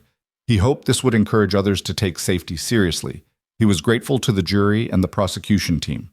Then he left before they could ask follow-up questions. Claire caught up with him in the parking garage. That's that then. 12 years. Feels anticlimactic, Evan said. All that build-up, all that stress, and it ends with the judge reading a sentence. That's how these things usually go. The dramatic moments are in the discovery and the trial. The sentencing is just paperwork. Claire unlocked her car. Are you going back to the office? No, I told Lily I'd pick her up early today and we'd get ice cream. She's been patient with all the trial stuff, and I want to spend time with her. Good, that's exactly where you should be. Claire hesitated. Evan, I meant what I said about the foundation. Think about it seriously. You're good at this work, and it deserves to be bigger than one company in one city. I will, I promise. Evan picked up Lily at 3:30 instead of 5:30, signing her out early with the school's permission. She bounced out of her classroom with barely contained excitement. You're early. Is everything okay? Everything's fine, sweetheart. I just thought we could get ice cream and spend the afternoon together. Because the trial is over? Because I missed you and wanted to do something fun. They went to Lily's favorite ice cream place, a small shop near the park where she always got mint chocolate chip and Evan always got coffee. They sat at a table by the window, and Lily told him about her day, a spelling test she'd aced, a disagreement with a friend that got resolved, a book the teacher was reading to the class about a girl who solved mysteries. She reminds me of you, Lily said around a mouthful of ice cream. She notices things other people don't see, and she figures out what's wrong. I'm not solving mysteries, baby. I'm just checking buildings. That's the same thing. You figure out what's wrong so you can fix it. Lily swung her feet under the table, clearly pleased with this logic. When I grow up, I'm going to notice things too, and I'm going to fix them. Evan looked at his daughter, Sarah's dark curls, his own stubborn determination, her unique combination of 7-year-old innocence and surprising wisdom, and felt overwhelming gratitude that somehow, despite everything, they'd ended up here. Not perfect, not without struggles, but safe and stable and building something that mattered. I think you're going to be amazing at whatever you decide to do, he said. I know, Lily replied with complete confidence. You taught me how. They finished their ice cream and walked through the park, and Evan tried to memorize this moment, the spring sunshine, his daughter's hand in his, the simple peace of an ordinary afternoon. These were the moments that mattered more than trials and convictions and business expansion. These were the reasons he'd documented a pressure gauge reading at 3:47 in the morning, despite everyone telling him not to worry. His phone buzzed. Tom Reeves with an urgent message about a potential issue at one of their current inspection sites. Evan read it, replied that he'd handle it first thing tomorrow, and put the phone away. Whatever was waiting could wait until morning. Tonight was for Lily. Tomorrow would be for everything else. And somehow, impossibly, that balance was working. Not perfectly, not without constant adjustment, but working well enough that Evan could breathe without the constant weight of financial stress and single-parent exhaustion crushing down on him. He thought about Claire's foundation proposal, about the possibility of expanding the impact even further. He thought about the buildings across the country where safety systems might be failing right now, while everyone assumed they were fine. He thought about all the pressure gauges showing readings that didn't match the logs, waiting for someone to notice. The work would never be finished. There would always be another building to inspect, another system to verify. Another contractor cutting corners because it was easier than doing the job right. But that was okay. That just meant the work mattered, that there would always be a reason to keep showing up and keep checking. Evan looked down at Lily, who was picking up interesting rocks from the park path and narrating their characteristics with intense seriousness, and made a decision. He would join Claire's foundation board. He would expand integrity safety solutions into new markets. He would testify in the other contractor trials that were coming. He would keep doing the work that protected people who trusted someone else was paying attention. Not because it was easy or comfortable or what he'd planned for his life, but because someone had to be the person who actually checked instead of assumed. Someone had to notice when the angles were wrong or the numbers didn't match or the systems everyone trusted were actually failing. And if that someone was a former security guard who'd lost his wife to deferred maintenance and knew exactly what happened when warnings got ignored, then so be it. Evan Brooks had found his purpose in a basement mechanical room at 3:47 in the morning. Now he was going to build a life around protecting others from the same kind of preventable tragedy that had shattered his own. It wasn't the life he'd planned. It was something better, something earned through choices made when walking away would have been easier. And as he walked through the park with his daughter, watching the city prepare for evening around them, Evan felt something he hadn't felt in the 2 years since Sarah's death. Hope. Real, sustainable hope that tomorrow could be better than today, that the work mattered, that he was building something worth the effort. It was enough. 6 months after Martinez's sentencing, Evan stood in the conference room at Integrity Safety Solutions, looking at a wall covered in inspection reports, building schematics, and photographs documenting safety failures across 47 properties in 8 states. His team had grown to 23 people, engineers, inspectors, analysts, and administrative staff, all dedicated to the work of actually verifying instead of assuming. Tom Reeves was presenting findings from their latest contract, a university campus with 12 buildings housing thousands of students. We found compromised emergency lighting in 7 buildings, fire doors that hadn't been properly maintained in 3 years, and a sprinkler system in the science complex that was installed incorrectly from day one, Tom said, clicking through photos on the projection screen. The university thought everything was compliant because they had inspection certificates. Turns out the inspector was rubber stamping reports without actually checking the work. Another Martinez, Sarah Kim said from her seat at the conference table. Different name, same pattern. How many does that make this year? David Chen asked, making notes on his tablet. This is the 8th case we've found where inspectors were falsifying reports, Sarah replied. And we've only inspected maybe 2% of the buildings in our target markets. The scope of this problem is bigger than anyone wants to admit. Evan had been quiet during the presentation, letting his team discuss the findings. But now he leaned forward, studying the photos of the university's compromised systems. The science complex, how many people use that building daily? Approximately 1,500 students and 200 faculty and staff, Tom said. And the sprinkler system has been wrong since installation. How long ago was that? 4 years. Evan did the math silently. 1,500 people, 5 days a week, roughly 40 weeks per year. That was hundreds of thousands of instances where someone had walked into that building trusting they were safe, trusting that someone else had checked, trusting that the systems would work if needed. And the entire time, the protection was an illusion. We need to accelerate the inspection schedule, he said. I know we're already working at capacity, but if this pattern holds across our pipeline, we're looking at potentially hundreds of buildings with similar issues. People are at risk right now while we're trying to be methodical. If we accelerate, we'll need to hire more inspectors, David pointed out. That means more training time, more oversight, more quality control to make sure we're not cutting corners ourselves. Then we hire carefully and train thoroughly, but we do it faster. Evan looked around the table at his team. I know everyone's already working hard. I'm not trying to create burnout, but we started this company because a pressure gauge showed a number that didn't match the logs. Every day we delay inspecting another building. We're hoping that number doesn't show up somewhere else. Sarah nodded. I can accelerate the hiring process. We've got a stack of qualified applicants.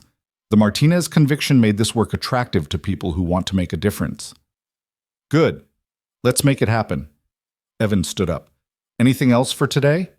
Tom raised his hand. One more thing. Claire Whitman called this morning. She wants to meet with you about the foundation launch. said it's time to finalize your role. Evan had been putting off that conversation for weeks, knowing it meant another major commitment when he was already stretched thin. But Claire had been patient, and the foundation work was important. He couldn't avoid it forever. I'll call her this afternoon. Thanks, everyone. Good work on the university contract. The team dispersed, and Evan returned to his office. No longer the small space Claire had first given him, but a corner office in Integrity Safety Solutions' new headquarters, a renovated warehouse in the industrial district that gave them room to grow.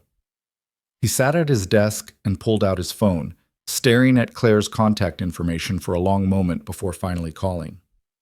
"Evans?" she answered on the second ring. "Tom said you'd call. Do you have time to meet today?" "I can do 5:30 after I pick up Lily from her program. She can come with me if that's okay." "That's perfect. Come to my place rather than the office. More comfortable for conversation." She gave him an address in one of the city's historic neighborhoods, the kind of area where houses cost more than most people earned in a lifetime. At 5:30, Evan and Lily arrived at a 3-story brownstone with a small garden and architectural details that spoke of old money and careful preservation. Claire answered the door herself, wearing jeans and a sweater, looking more relaxed than Evan had ever seen her. "Lily, you've gotten taller since I saw you last," Claire said, crouching down with the same genuine interest she'd shown at their first meeting. "I'm almost 8 now," Lily announced proudly. "My birthday is in 3 weeks." "That's very exciting. Come in, both of you. I have lemonade and cookies in the kitchen." The house was beautiful but surprisingly lived in.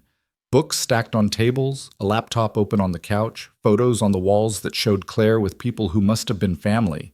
It felt like a home rather than a showpiece, which somehow made the wealth less intimidating. In the kitchen, Lily settled at the counter with cookies and lemonade while Evan and Claire moved to a small sitting room visible through an archway. "She's wonderful," Claire said quietly, watching Lily through the open doorway. "You're doing a great job with her." "I'm trying. Some days are better than others." "That's parenting, or so I'm told." Claire smiled slightly. "I don't have kids. Wasn't sure I wanted them. And then I spent my 20s building a company, and somewhere along the way the question became theoretical. Do you regret it?" "I don't know. Sometimes I wonder what that life would have looked like. But then I think about the work I've been able to do, the changes I've been able to make, and it feels like the right path. Just a different one than I expected." She pulled out a folder from a side table. "Which brings me to why I wanted to talk. The foundation launches in 3 months. I need to know if you're in." Evan took the folder and opened it. Inside was a formal offer, board position, compensation package, time commitment expectations, and a detailed breakdown of what the foundation aimed to accomplish. "This is more involved than I thought," he said, scanning the documents. "It has to be if we're going to make real change. The Martinez case proved there's a systemic problem with building safety oversight, contractors cutting corners, inspectors rubber stamping reports, building owners trusting certificates instead of verifying compliance. We need new standards, better enforcement mechanisms, technology solutions that make it harder to cheat the system." Claire leaned forward. "But we also need people who understand the practical reality of this work. You've built a company that's finding these problems. I need you to help shape how the entire industry addresses them." "I'm already running Integrity Safety Solutions. I'm already stretched between that and being present for Lily. Adding another major commitment will be hard," Claire finished. "I know. But Evan, the foundation can amplify what you're already doing.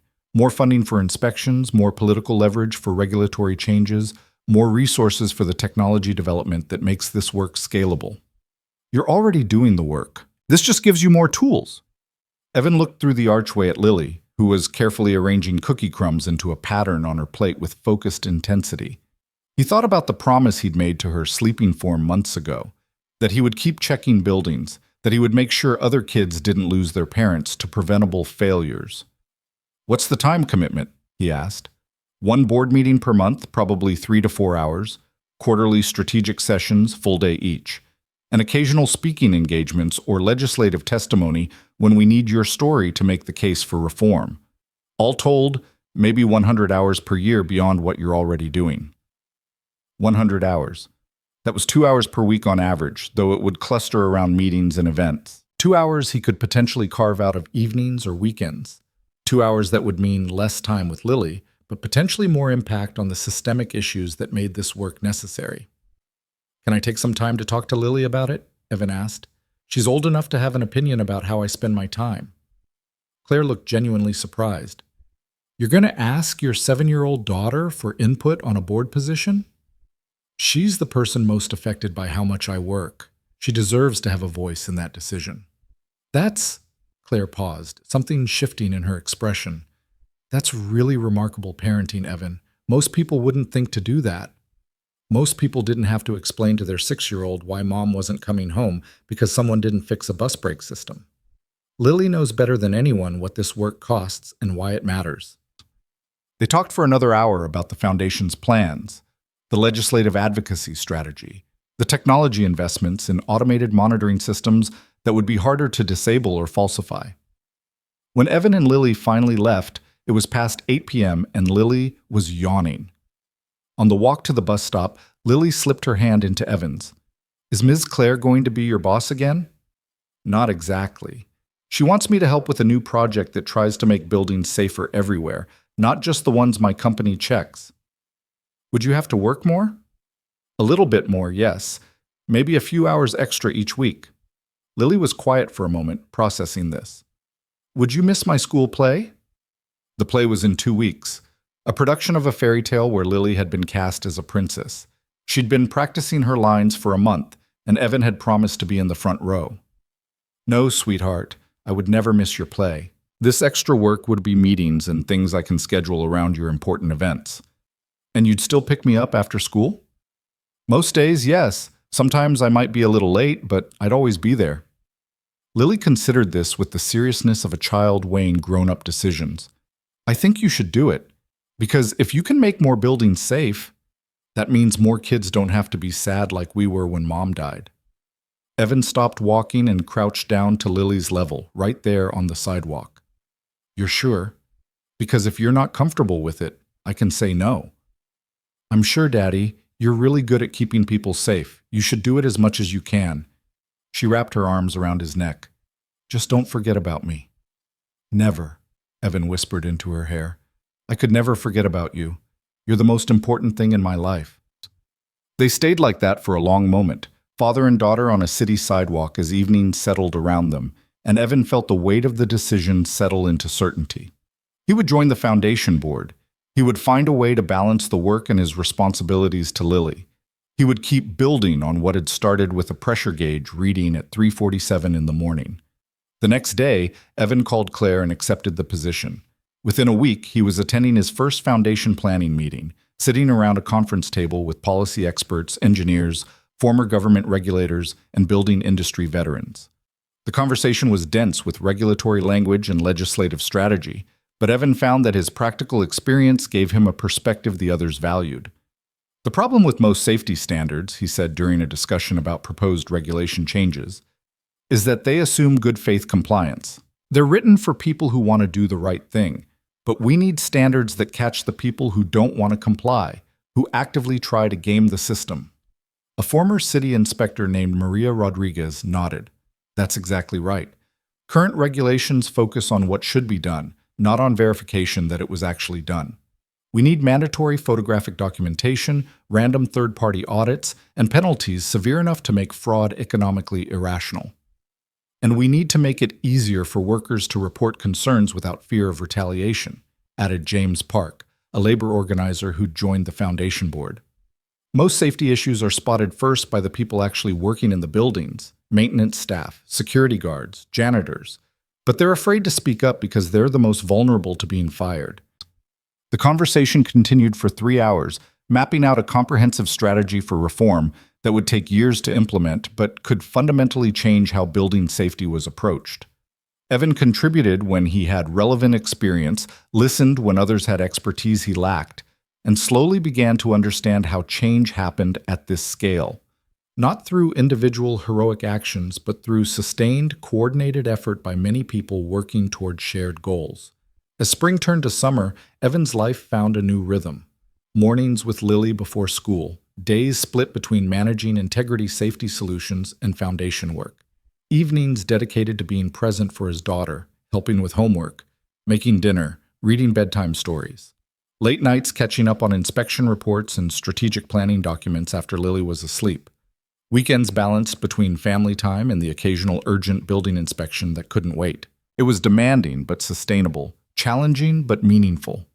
And slowly, measurably, the work was making a difference. Integrity Safety Solutions completed inspections on over 200 buildings in their first year, finding critical safety failures in 43 of them. The Martinez case and subsequent convictions of other fraudulent contractors generated enough publicity that building owners began requesting inspections proactively rather than waiting for problems to surface. Insurance companies started requiring independent safety verification before issuing policies. Cities began adopting stricter oversight protocols based on the Foundation's model legislation. The changes were incremental rather than revolutionary, frustratingly slow when Evan thought about all the buildings still uninspected and potentially unsafe. But they were changes, real progress toward a system that actually protected people instead of just assuming protection existed. On a Friday evening in late September, Evan was in his office reviewing a proposal for expanding integrity safety solutions into the Midwest. When his phone rang, unknown number which he normally didn't answer, but something made him pick up. "Is this Evan Brooks?" A woman's voice, young, nervous. "Yes, who's calling?" "My name is Amanda Chen. I'm a facilities manager at a hospital in Portland. I read about the Martinez case and the work your company does, and I think—" She paused. "I think we have a problem here with our emergency backup systems. I've been reporting it for months, but my supervisors keep saying everything's been inspected and it's fine. But I know it's not fine." Evan felt the familiar tightening in his chest, the recognition of a pattern he'd seen too many times. "Tell me what you've observed." Amanda described a backup generator system that should activate automatically during power failures, but had failed its last 2 test runs. The logs showed successful tests, but she'd been present for the actual tests and watched them fail. When she reported the discrepancy, she was told the logs were correct, and she must have misunderstood what she saw. "But I know what I saw," Amanda insisted, "and this is a hospital. If we lose power and the backup doesn't work, people die. Patients on ventilators and surgery and intensive care, they die." "Have you documented what you observed?" Evan asked. "I took video on my phone during the last test. I have timestamps, notes, everything, but I don't know what to do with it. If I push harder, I'll probably get fired. But if I don't push and something happens—" Her voice broke slightly. "I can't just ignore it." Evan thought about a night almost 2 years ago when he'd stood in a mechanical room with a pressure gauge showing numbers that didn't match the logs, knowing that pushing harder might cost him his job. He thought about the choice he'd made to document and report anyway, and everything that had followed. "Amanda, you did the right thing by calling. I want you to send me everything you have, the videos, your notes, the maintenance logs if you can access them. We'll review it, and if it's what you think it is, we'll help you report it properly through channels that will actually investigate." "Really? You'll help?" "That's what we do. Send everything to my email, and I'll get back to you by Monday with next steps." After the call ended, Evan sat in his office feeling the familiar weight of responsibility settling onto his shoulders. Another building, another compromised system, another person who'd noticed something wrong and been dismissed by people who should have listened. The pattern was exhaustingly consistent. His phone buzzed, a text from Lily, sent from Mrs. Chen's phone. "Daddy, are you coming home soon? I want to show you my science project." Evan checked the time. It was past 7. He'd promised to be home by 6:30. He packed up his laptop and files, turned off his office lights, and headed home. Amanda's case would still be there on Monday. Lily's science project was happening right now. At home, Lily greeted him at the door with barely contained excitement. "Look what I made!" Her science project was a model of the water cycle, complete with a miniature landscape, a heat lamp representing the sun, and a clear container demonstrating evaporation and condensation. She'd worked on it for 2 weeks with minimal help, figuring out the mechanics through trial and error. "This is incredible, sweetheart. You did all of this yourself?" "Mrs. Chen helped me find the materials, but I did the building part, and I wrote the explanation myself." She showed him a carefully printed poster explaining each stage of the water cycle. My teacher says it's one of the best projects in the class. I'm so proud of you. Evan pulled her into a hug and Lily squeezed back tight. Are you proud enough to make pancakes for dinner? She asked with calculated innocence. Evan laughed. Yes, I'm that proud. Pancakes it is. They spent the evening in the kitchen making pancakes with increasingly ridiculous toppings, and Lily told him about her week at school, a new friend she'd made, a book she was reading, her plans for her upcoming 8th birthday party. Normal kid things, wonderfully mundane, the kind of evening that had seemed impossible 2 years ago when Evan was working overnight shifts and counting every dollar. After Lily was asleep, Evan opened his laptop and reviewed Amanda's email, which had arrived while they were making pancakes. The videos were damning. Clear footage of a backup generator system failing to activate during testing, followed by maintenance logs claiming successful tests on the same dates. The pattern was identical to what he'd found at Meridian Tower. He forwarded everything to Tom Reeves with a note. Portland Hospital, possible compromised emergency systems. Can you review and give me technical assessment by Monday? Tom replied within minutes. On it. This looks bad, Evan. Really bad. Evan closed the laptop and walked to Lily's room, standing in the doorway watching her sleep just as he had countless times before. She was getting older, growing taller, becoming more herself with each passing day. In a few years, she'd be in high school, then college, then building her own life separate from his. Time was moving whether he was ready for it or not. But right now, she was still his little girl, sleeping peacefully with her stuffed elephant, trusting that her father was making the world safer for her and everyone else. That trust was the weight he carried, the responsibility that had started with a pressure gauge and expanded into something much larger. On Monday, Tom's assessment confirmed that the Portland Hospital's backup systems were severely compromised and represented an immediate life safety hazard. Evan contacted Amanda with a plan, simultaneous reports to the state health department, the hospital's corporate ownership, and the joint commission that accredited hospitals. By Wednesday, inspectors were on site. By Friday, the hospital had shut down its surgical suites pending emergency system repairs. Amanda kept her job. The facility's director who'd dismissed her concerns was terminated. The contractor who'd falsified the test logs was under investigation.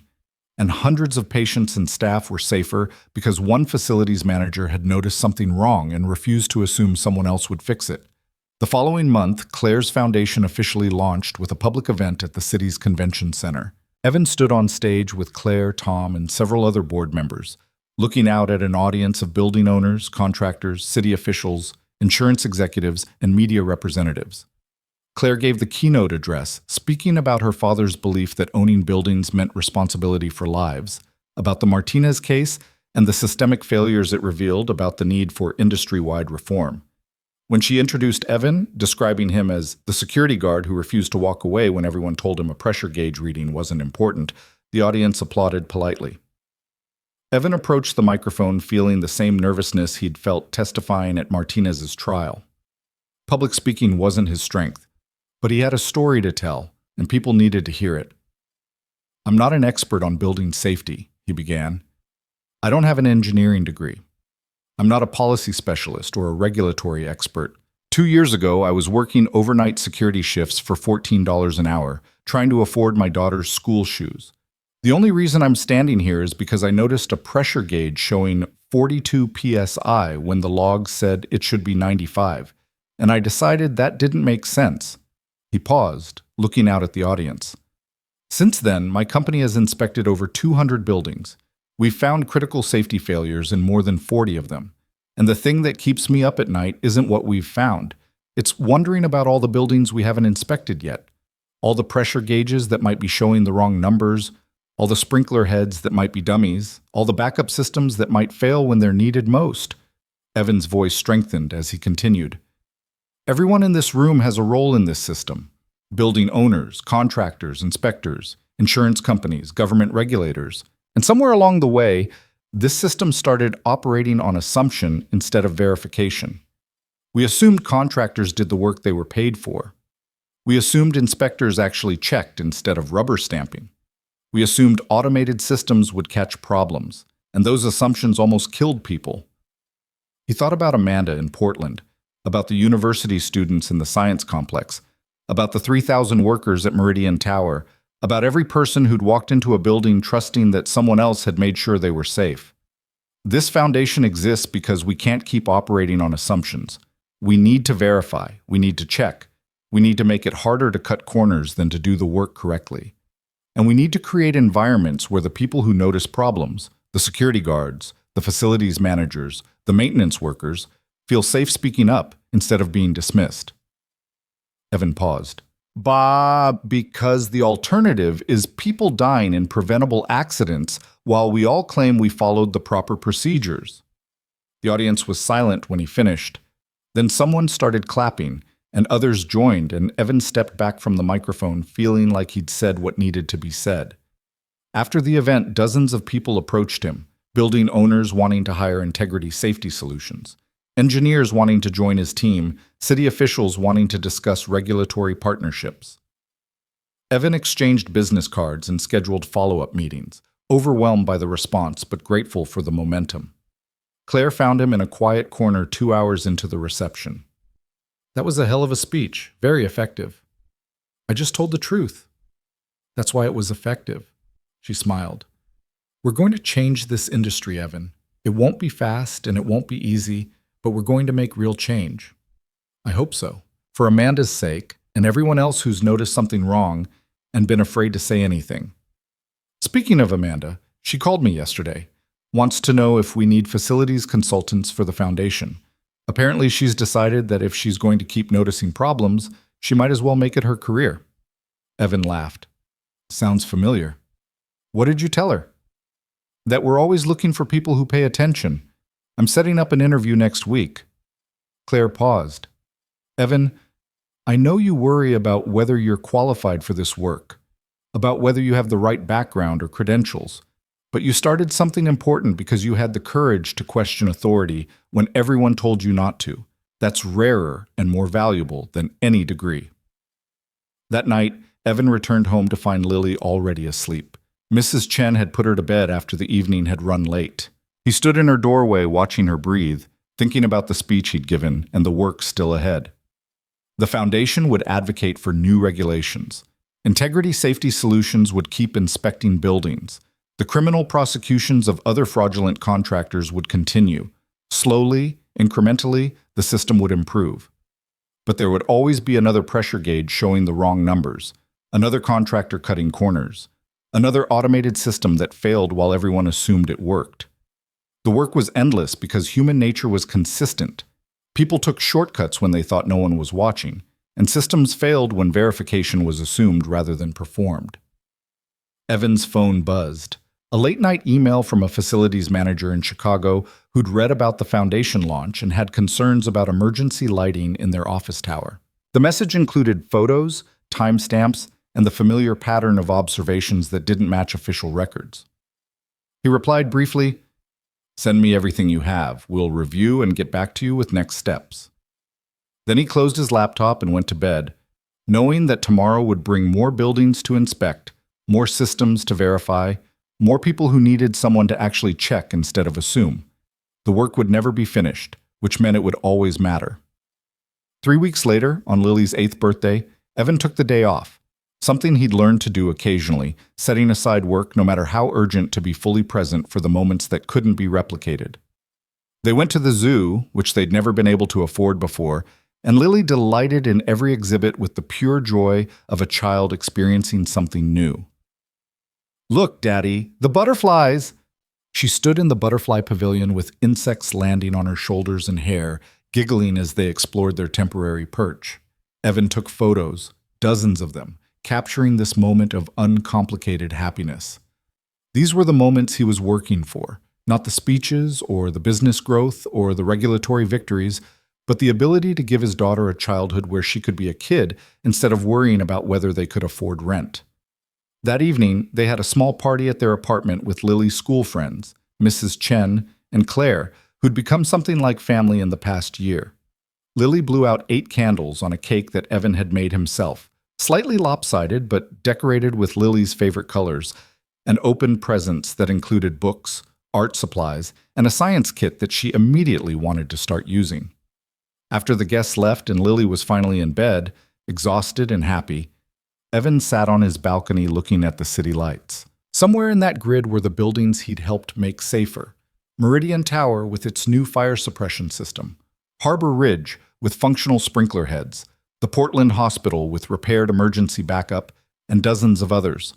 And somewhere in that same grid were buildings he hadn't inspected yet, systems that might be failing while everyone assumed they were fine. The work would continue tomorrow, and the day after, and the day after that. But tonight was for celebrating his daughter's birthday, for being grateful that they'd survived the hard years and built something better. Evan's phone rang. He almost didn't answer, but it was Tom Reeves, and Tom didn't call late unless it was important. Evan, sorry to bother you on Lily's birthday, but I wanted you to know we just got a contract for the Chicago building, the one where the facilities manager contacted you last month. We're starting inspections Monday. That's great, Tom. It is. And Evan, this is the 50th building we've contracted in the last 6 months. 50 buildings where people will be safer because of the work we're doing. That's not counting the hospitals, universities, and properties the foundation is coordinating inspections for. We're making real impact. Evan felt the weight of that number. 50 buildings. Thousands of people. All of them safer because a pressure gauge had shown 42 PSA1 when it should have been 95, and because someone had decided that mattered enough to document and report despite everyone saying it was fine. Thanks for letting me know, Tom. I'll see you Monday. Enjoy the rest of Lily's birthday. You earned this time off.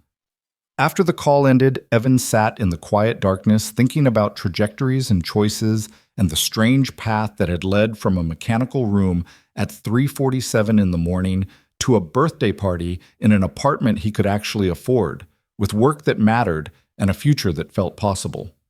He thought about Sarah, about what she would say if she could see where they'd ended up. She'd probably be proud of the work, but more proud that Lily was thriving, that Evan had managed to build a life for their daughter despite losing her so suddenly. She'd probably tell him to stop overthinking and just be grateful for what he had. So that's what Evan did. He let himself feel grateful for Lily sleeping peacefully in her room, for work that protected people, for friends like Claire and Tom and Mrs. Chen who'd become his chosen family, for the simple miracle of having enough money to buy birthday cake ingredients without calculating the cost. It wasn't the life he'd planned. It was the life he'd built from the rubble of tragedy and grief, constructed choice by choice, starting with the decision to document a pressure gauge reading when everyone told him not to worry about it, and sitting on his balcony on his daughter's 8th birthday, looking at a city full of buildings where people slept and worked and lived their lives trusting that someone else had made sure they were safe. Evan Brooks finally allowed himself to believe that he'd made the right choices. Not perfect choices. There were things he'd do differently if he could go back. Moments where he'd been too focused on work and not enough on Lily. Inspections where he'd probably missed something important. But right choices in the ways that mattered most. He'd refused to walk away when walking away would have been easier. He'd documented instead of assumed. He'd kept pushing when everyone told him to stop. And because of those choices, people were alive who might otherwise have died in preventable accidents. That had to be enough. That was everything. Inside the apartment, Lily stirred in her sleep and called out softly. "Daddy?" Evan went to her room and sat on the edge of her bed. "I'm here, sweetheart. Did you have a bad dream?" "No, a good dream. We were at the zoo again, and the butterflies could talk." She yawned. "Daddy, thank you for my birthday. It was the best day ever." "You're welcome, baby. I'm glad you had fun." "Will we be okay? Forever?" The question caught Evan off guard, not because Lily had never asked it before, but because he'd never been sure how to answer honestly. But now, looking at his daughter in the dim light from the hallway, he found that he could answer with real conviction. "Yes, sweetheart, we're going to be okay.